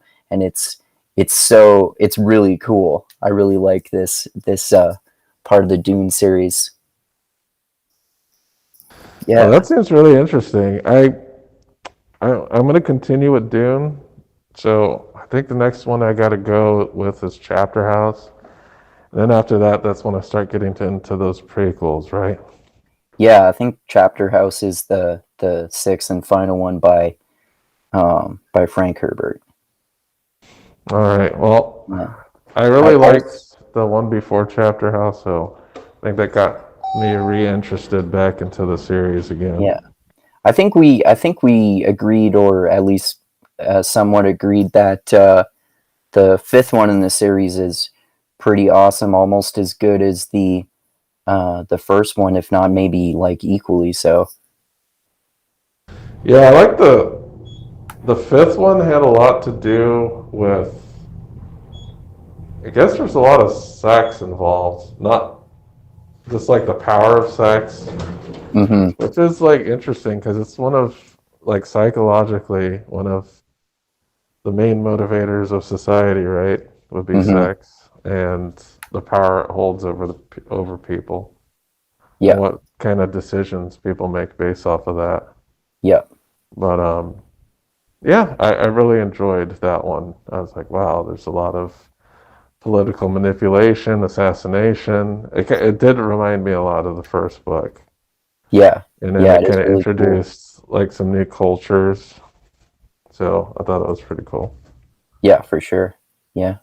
I also this was an interesting coincidence too. I didn't because we were going to talk about Hero of Ages book 3 in Era 1 of the Mistborn trilogy last Sunday, and we didn't end up doing so. I hadn't reread the book, which I like to always do before book chats, because I couldn't get it from my library. It was on hold. So I just figured, well, I've read it before anyway, so I just re-listened to the Legendarium episodes about it and rewatched Daniel Green and Murphy Napier's reviews, who are booktubers who we both follow, and I just so I coincidentally just this week got it out on hold from the library though, so I've been rereading that, and I'm gonna finish that today too. So I will have freshly reread it before you, Tristan, and I talk about it tomorrow. Oh, you didn't reread it? I thought you did. No, I didn't get a chance to, but now I will have. You should have let me know, man. I had that one. I could have sent it to you. Oh, okay. 'Cause I thought you had these, so that's. Oh, okay. I thought I had it too, but the it was like it was available in my library a while ago, and then they took it out, and then they added it back, and when they added, and I was going to get it, but then I didn't, and someone else got it. Oh, okay. Yeah. Well, yeah. I actually, you may have seen me mark Hero of Asia's read after the day that we were supposed to do the podcast, but I actually just marked it late, so I finished it a day before we were supposed to do the podcast. Oh, okay. So yeah, I didn't need to catch up. I just forgot to mark it as read. If you were looking Okay. at my feed or anything on Goodreads, Okay. I tend to do that a lot. Like I'll mark a book like a week after I've already read it. Sometimes I just forget to update stuff there. I almost always remember. Sometimes I forget, but I usually remember. I think it's like I wonder if some of it is related to just me obsessing with all little details and stuff with my OCDness. I don't know. I wish I had a little bit of OCD when it comes to checking things, because sometimes things just get away from me. Like checking my Bitcoin accounts and stuff. I wish I had OCD so that I would check it every morning. I just forget Yeah. because you're supposed to check on that stuff every day to buy and sell when you're supposed to buy and sell. But well, anyway, yeah, I saw. So, did you finish the first Lightbringer book? Yeah, I finished that like whenever it was that you sent it to me before, like a few weeks or so ago. So, what do you think, man? I thought it was pretty good. Didn't we talk about this when I finished it before? I thought we did. No, we haven't had a book chat on, or we haven't had a what have you read on this one. Oh, okay. I thought we did because I thought we were talking about like you had asked me about the different characters like that. Oh wait, no, no, no. We talked. I think we might have talked about it when I started reading it, but before I finished it. But I sent you a message when when that big twist happened, which was Yes. yeah, which was interesting. That I forget the fucking characters' names now, but that guy who's the emperor who finds out that he has a son, and then one of the main characters, like maybe halfway through the book, we find out that he's actually killed someone and has been impersonating them through the whole book. And the magic system, the color based magic system, like we were talking about before, is really cool too. Yeah, the big twist is that the character that you think you have been reading about is actually a completely different person. And so we're talking about Dazen and Gavin, right? Mm-hmm. Dazen and Gavin Guile. So they basically switch places. So the reason that's like a big deal is because one of the main characters, Kip, believes that Gavin is his father, Mm-hmm. and that's not true. But we slowly figure out in that first book that Gavin wasn't, and I'm talking about the real Gavin, isn't really that good of a person. Yeah, that's for sure. Um, he is a horrible person, and Dazen is actually a more moral and nicer person. Yeah, I would say so. And then the whole imprisoning thing is pretty crazy too. Yeah, like especially the prison with 7 layers, I think it is, right? Yeah, it's like a 7 layer prison with 7 different colors, and it took him like 15 years to break out of like the first color. Yeah. Yeah, it's pretty nuts. I have the second book, and I can get that one to you. Okay. There's a Yeah. twist in that one too, and I was like, holy shit! It seems like all of the books have some type of twist in it that you don't see coming. Awesome. I'm on the third Yeah. one, and the third one there's like a huge twist at the end. I was like, fuck, that's Oh, nice. crazy. Yeah, I saw on Goodreads that you were reading that one. Yeah, I'm looking forward to reading the others. Yeah. Yeah, also I was telling you that I started reading Speaker. I just started reading Speaker for the Dead today, which is book 2 of the Ender's Game series. It's really cool. There's so many fascinating science fiction concepts going on, like, and it's 3,000 years in the future, but an Ender is somehow Ender's not that old. yeah, he's somehow only 39, 3,000 years in the future. And there's stuff to do with Valentine, his sister's daughter, which is obviously one of the things you were mentioning before about how her sister becomes a really important character for the sequels, which is why they couldn't have done that if they had made a sequel of the movie, because they barely had her and his brother in there, and then he's been trying to basically start a new species because he regrets committing mass, as what they call them, the xenocide, committing xenocide of the entire alien species that invaded Earth in the first book. And then other alien species have been discovered and we're learning about them, and there's all sorts of fascinating stuff going on. It's hard to keep track of it at first. Yeah, the second book is pretty heavy with the science fiction. So you got like the whole temporal, I guess, what do you call that? Whenever you travel through space, like in actual time, Oh, it right. it slows down. So every time he travels, he ages like a couple days, but in actuality, it's like 100 years or something. Yeah, That's how he's exactly. been able to stay alive so long. So it's Yeah, it's really interesting. The story is all about him on that planet, and you'll see what happens. It's I like Orson Scott Card. He writes some interesting stuff. for sure. For so far, I think I like, if it continues with all this, like all these heavy science fiction themes that they explore in so much detail, I think I might like it more than the first book. We'll see. I think they're both equally good. From what I remember, I enjoyed both of the books kind of equally, but I always am more, I don't know, I guess drawn to origin stories. So, yeah, they're both good books.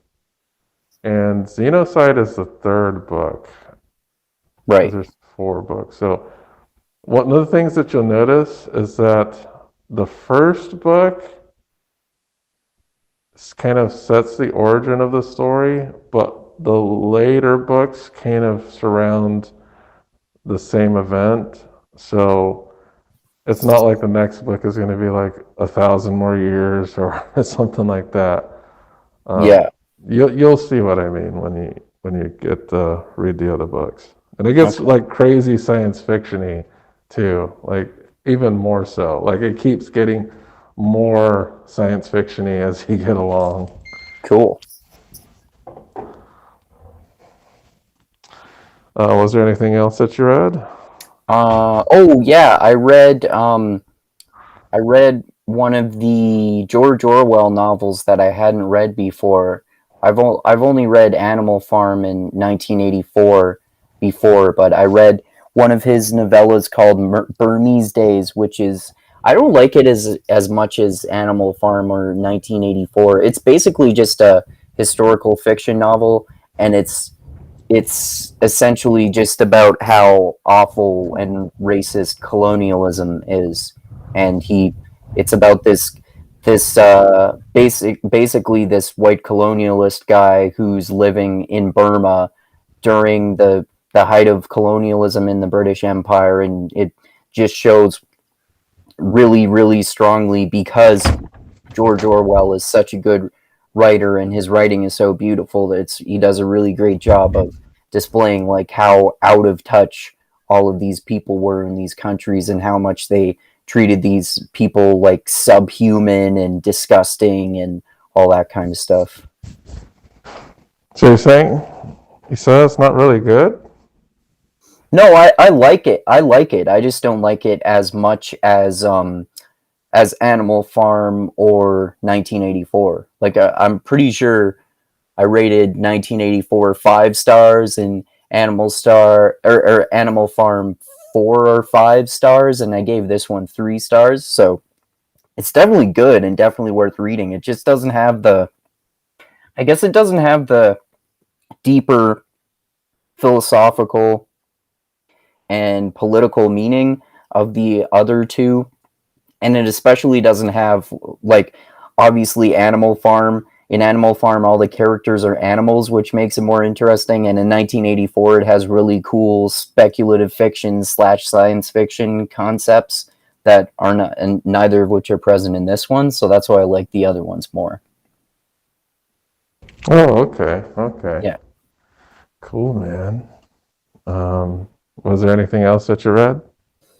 um no, I think I've mostly just been reading fiction this week because I just I just happened to, well, I happened to get Hero of Ages out from the library the same day that I got Battle of Corn from you, and I thought, oh well, I should read Hero of Ages before we talk about it.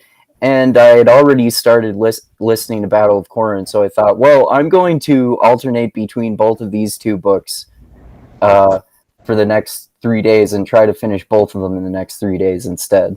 So I did that instead of I'm doing that instead of listening to another nonfiction book in between. And I just happen to feel like reading another George Orwell book too. Oh, okay. Yeah.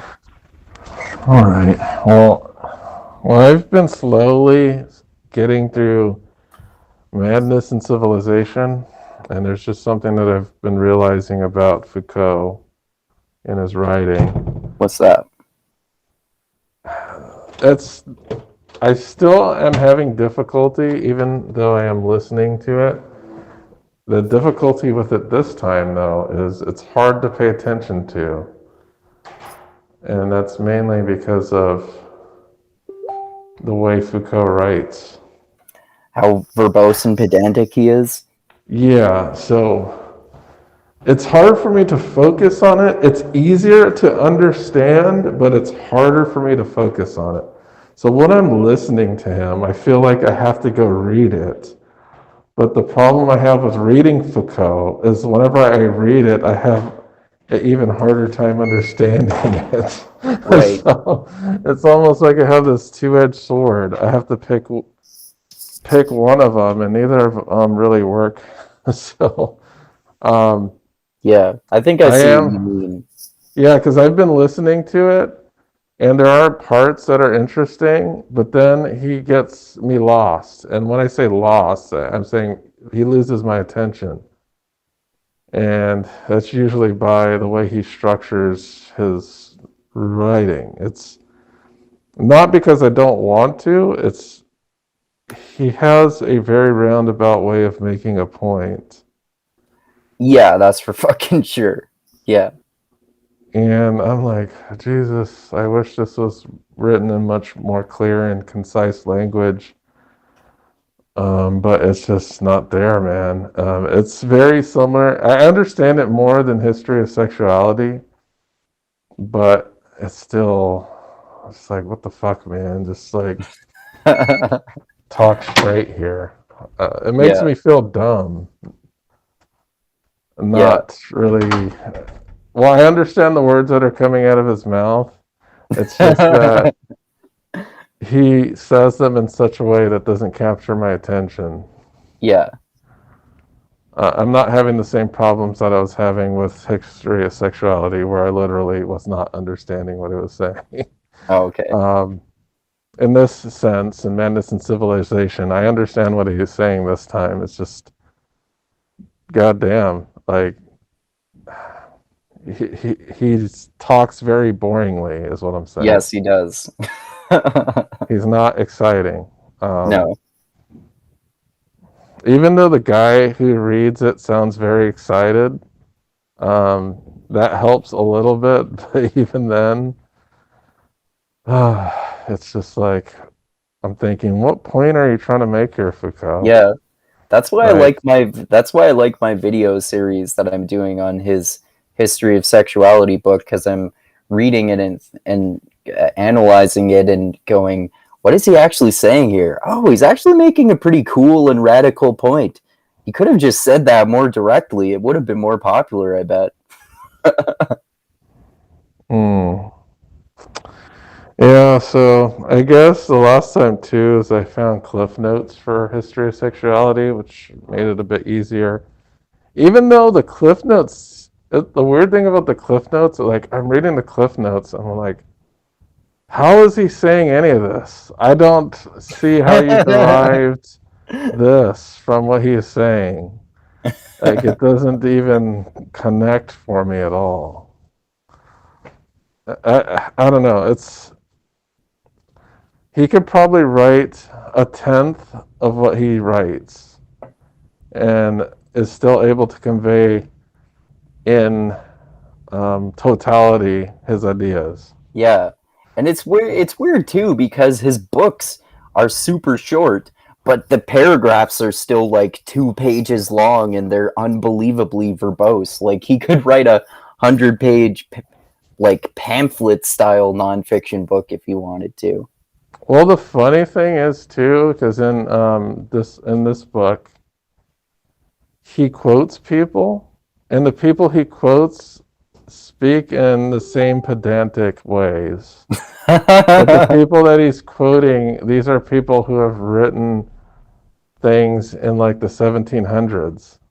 Okay. So it's almost like he's speaking in a very archaic way as well. Right. His mode of speaking is like very close to these first person accounts of psychologists from the 1700s. And Right. like, why are you? And now I'm putting two and two together. It's like, why is he speaking like he's from the 1700s? It's like, this doesn't make sense. It's just, no wonder it's so boring. He needs to kind of pep it up a bit. Yeah, no shit. But I'm also Yeah. finished the third book Well, of Lightbringer. oh yeah, you Um, mentioned that. Very good. I love the twist ending. I think you're gonna like this series. I've been enjoying it so far. Awesome. Of course, I finished Hero of Ages Right. and loved it just as much as I did. It's like I can't believe how much of a I don't know what I call it. It's like cluster bomb of knowledge. It feels like Sanderson is just dropping bombs all over the place. Of Yeah, you especially notice that. Well, we'll talk about this more tomorrow, but I especially noticed that a whole hell of a lot more how obvious some of the really some of the really subtle hints are in your reread of it about how how Sazed is the spoiler alert. Sazed's the hero of ages, and what's going on with Kelsier and preservation and similar things as that.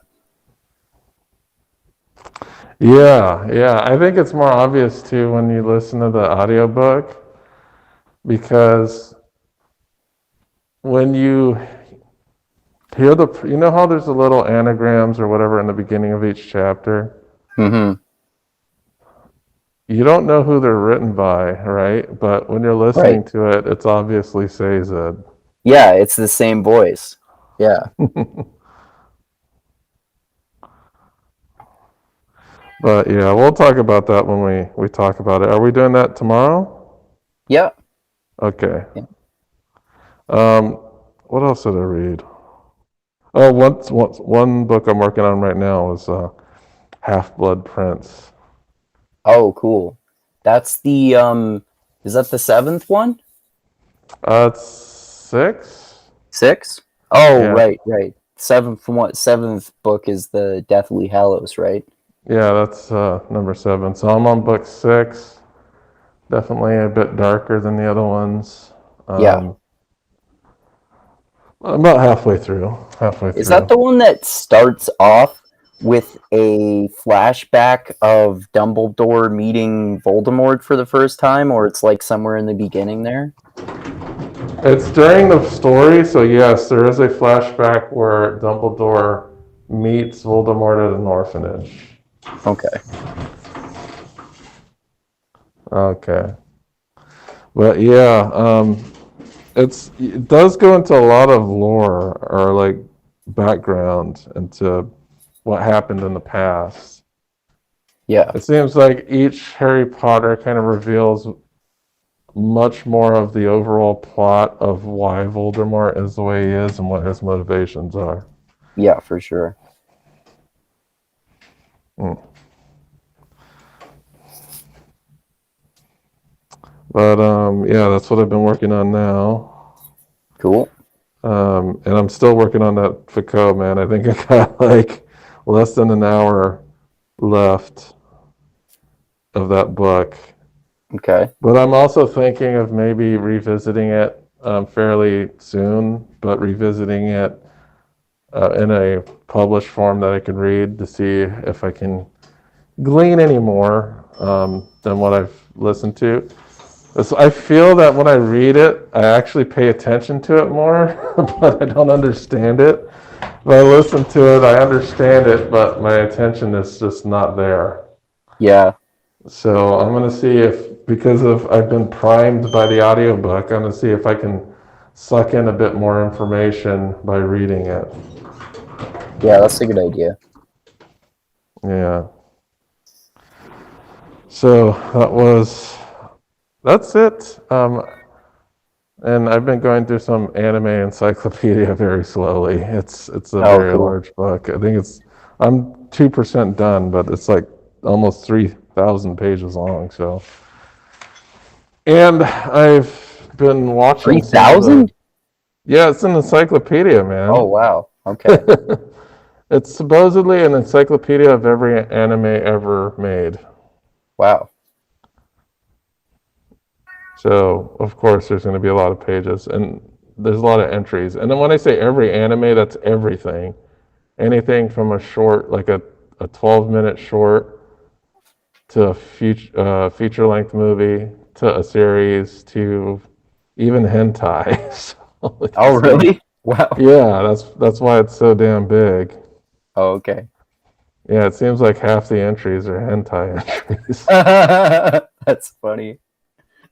Yeah, it's funny. Like reading the entries is funny too, because like the plots are usually completely nonsensical, especially like the hentai ones. Yeah. And just like man, the retarded and stupid things that people come up with. It's like Yeah. wow, this is insane. And some of it's pretty creepy too. It's like man, what lecher thought of this thing? Yeah. It's fucking weird, man. I watched like a bit of a hentai movie once, and my reaction was like, "What the fuck is going on? Why are like octopus tentacles fucking girls? I don't get it." Yeah, sounds like you watch. Well, a very popular one with the octopus tentacles. I remember it's called Legend of the Overfiend. Is that the one you watched? I don't know. I have no idea what it was called. It was like demon penises and stuff like that. All I remember is the, the octopus tentacles fucking girls.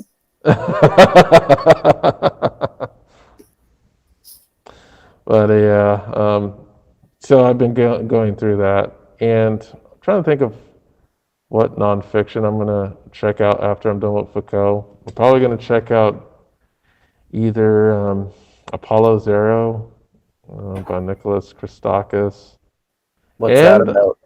I think it's about COVID. But Oh, okay. I'm trying to get some Sam Harris books, just because I've never read a Sam Harris book. Oh, okay. I've read all of So his books. I want to read the one about morality and see Yeah, what he says about it. that'd be an interesting one for us to do a book chat on sometime to analyze it. Yeah, if we did that, we'd probably be best to talk to Reed as well. Have him Yeah, on, for sure. as he's like super hardcore, and I think he's read everything that Harris has written, if I'm not Yeah, mistaken. yeah, Yeah, I'd be willing to look into it, to doing a chat on that one. That'd be fun. yeah. But yeah, that's it. I got kicked out of the LA library again. Oh, yeah, you told me that. So I don't have access to that library again. It seems like every profile I get keeps getting kicked out. So what I'm doing is the LA library, if I get something from there, it's only for stuff that's available. Because if I wait on anything there, it's just not going to come because I'll just get my profile kicked out. So, for instance, what did I just get from the LA library? It was like an ebook. It's like, oh, let me get that ebook. I don't have to wait. Fine. But it seems like the San Diego library has a pretty decent sized um, catalog. So it's comparable to the LA library. Not quite as good, but there are still titles at the San Diego library that my local library doesn't have. Right. Yeah. Uh-oh. Give You me a getting a second phone real call? quick. Yeah, it's just a quick one. Hold on a second. Okay.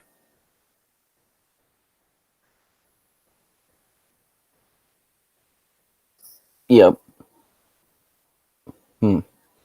I think Dusty and I are probably both much more critical of Sam Harris claiming that you can have a moral worldview based on science than we used to Yeah, be. I certainly that, am. that's why I want to read it. I want to hear his arguments about his science-based morality because I know I'm very much into to looking into arguments of relativism versus objective morality.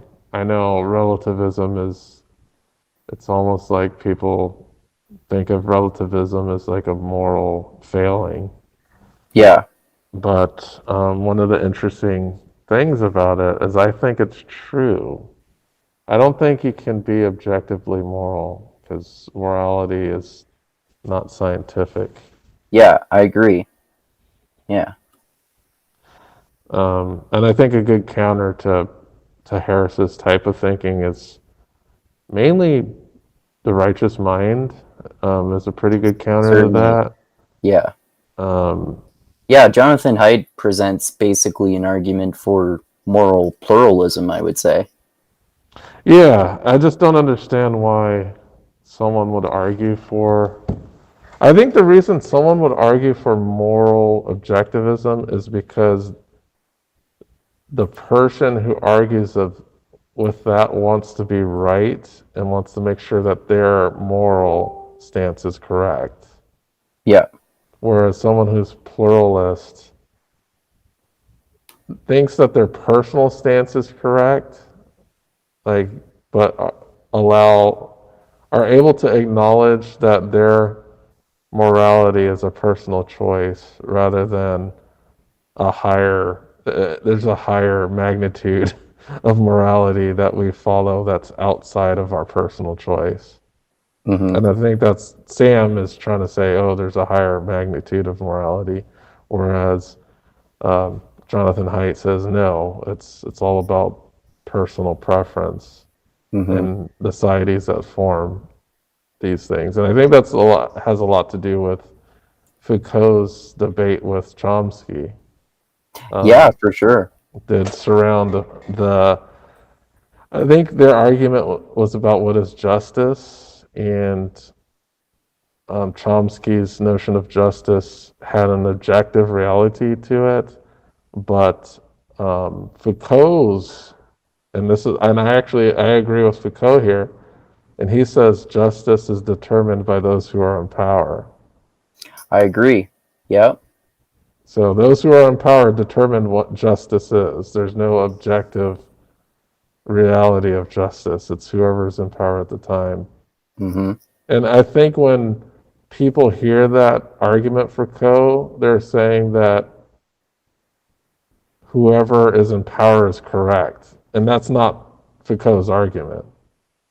He's not saying that everybody who is in power is correct, because I think the problem with Chomsky's argument is that justice has to be correct in order to be justice. Yeah, that's a good point. Like, it has to be morally correct. And Mm-hmm. Foucault is just, no, whoever's in power determines what justice is in that society. Yeah. And that makes a lot more sense to me. Yeah, I agree. That's why I'm a fan of Foucault. One of many reasons, even though he's so fucking verbose and pedantic, as we said. Yeah, you gotta like constantly read it in order to get it. That's the problem. Like, I can just read a Jonathan Haidt book and totally get every single concept that he lays down. You Yeah, read a Foucault book, you're like scratching your head. yeah, exactly. You're like, That's why what he did gets he? misinterpreted so often, right? Because it's easy to misinterpret him. Yeah, Foucault's an interesting guy. Mm-hmm. But yeah, I guess that's it. Do you want to go ahead and shout out your plugs? Sure. Yeah. If people want to, they can check out my YouTube channel, which is Mindgasms, where, as we were discussing before, we're going to talk about the Hero of Ages tomorrow with our friend Tristram, which is book 3 in Era 1 of the Mistborn series by Brandon Sanderson. Be a pretty cool fantasy discussion. And I did a video the other day too about Rule 1 in Jordan Peterson's new book called Beyond Order. And I pissed off a few of his cultish followers, even though I kind of gave a fairly neutral interpretation of what I thought of the first rule. And I'll be doing more on those, and we've got more podcasts on the way too about sort of a religion debate between my Christian friends and street epistemologist friends. And also I've got, what else? Oh yeah, I've also got, and well, I've got lots of other chats coming up, including I'm doing one with Chris about eugenics, because he suggested that because I did a video about a book on eugenics, and he suggested that because he has a kid who has Down syndrome, and if eugenics was enacted, he would probably be sterilized or murdered or some terrible shit like that. And Hmm. yeah, lots of other interesting videos coming up. And so subscribe to Mindgasms if you're interested in those subjects and many others. And check out my Patreon too, my Patreon page at Mindgasms if you want to give me money, which I always greatly appreciate. And also I'm on the social medias, the Instagram and Twitter. I'm at either Andrew Mindgasms or Andrew Meitzer, which is Meintzer is the spelling of the last name. I think you linked my Twitter in the description of this video, right, Dusty? Yeah, your Yeah, Twitter is up there, so you can yeah, you can take a look at the description, and you can access Andrew's Twitter there by clicking yeah. on it. And I'm the same name on Facebook too, if you want to check that out as well. And yeah, I think. Oh wait, actually, I people can check out my blog too at mindgasms.bplifetime.com. I just published a short story the other day that I've been working on called "Bonding Through Murder," about a man who's having a fight with his girlfriend, and then they get attacked by assassins and have to kill them all to escape. So check out that if you want to read that as well. And yeah, that's everything. Yes, and I did read that. I was pretty entertained by it. Yeah, thanks. Like, oh, Optimus Prime crashing through the. Well, I'm not saying that that's what actually happened in the story. It's just Yeah, a that's metaphorical description of a vehicle. yeah, yeah. I thought it was a good idea to describe it that way. Yeah, I read it. I thought it was pretty insane. Yeah. It's pretty nutty things that happen. Oh yeah, Um, I just love writing stuff about violence and people killing each other in my yeah, it's a fiction. super violence man and Yeah. woman tag team there Yep. that are basically unfazed by anything happening. It's like, holy shit. It's like Yep. shotgun blasts and people's heads exploding. It's like, wow, that's pretty Hmm. crazy. Yep. But yeah, check that out. It's pretty entertaining. I'd say take a look. I was entertained. I'll tell you that much. Thanks. Are you not entertained? I'll Are need you to. not entertained? Are you not entertained? I think that's my favorite part of the movie. Yeah. Gladiator.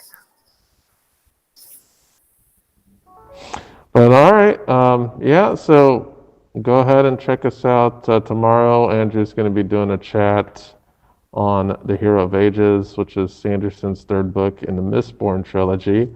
We'll all be invited on that panel, as well as Tristram Johnson. And I think I want to do our next chat on Basic Instinct. I think we're going to stick with Paul Verhoeven here.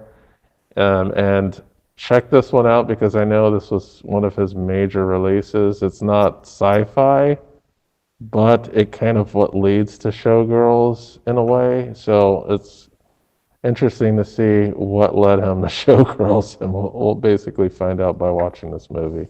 Yeah. All right, so yeah, just check us out next week and tomorrow. Thank you for watching, everybody, and I'll try to release some more clips this week of any of the interesting tidbits from any of our past shows. But thank you for watching, and see you tomorrow and next week. Yep. Adios until next time, everyone.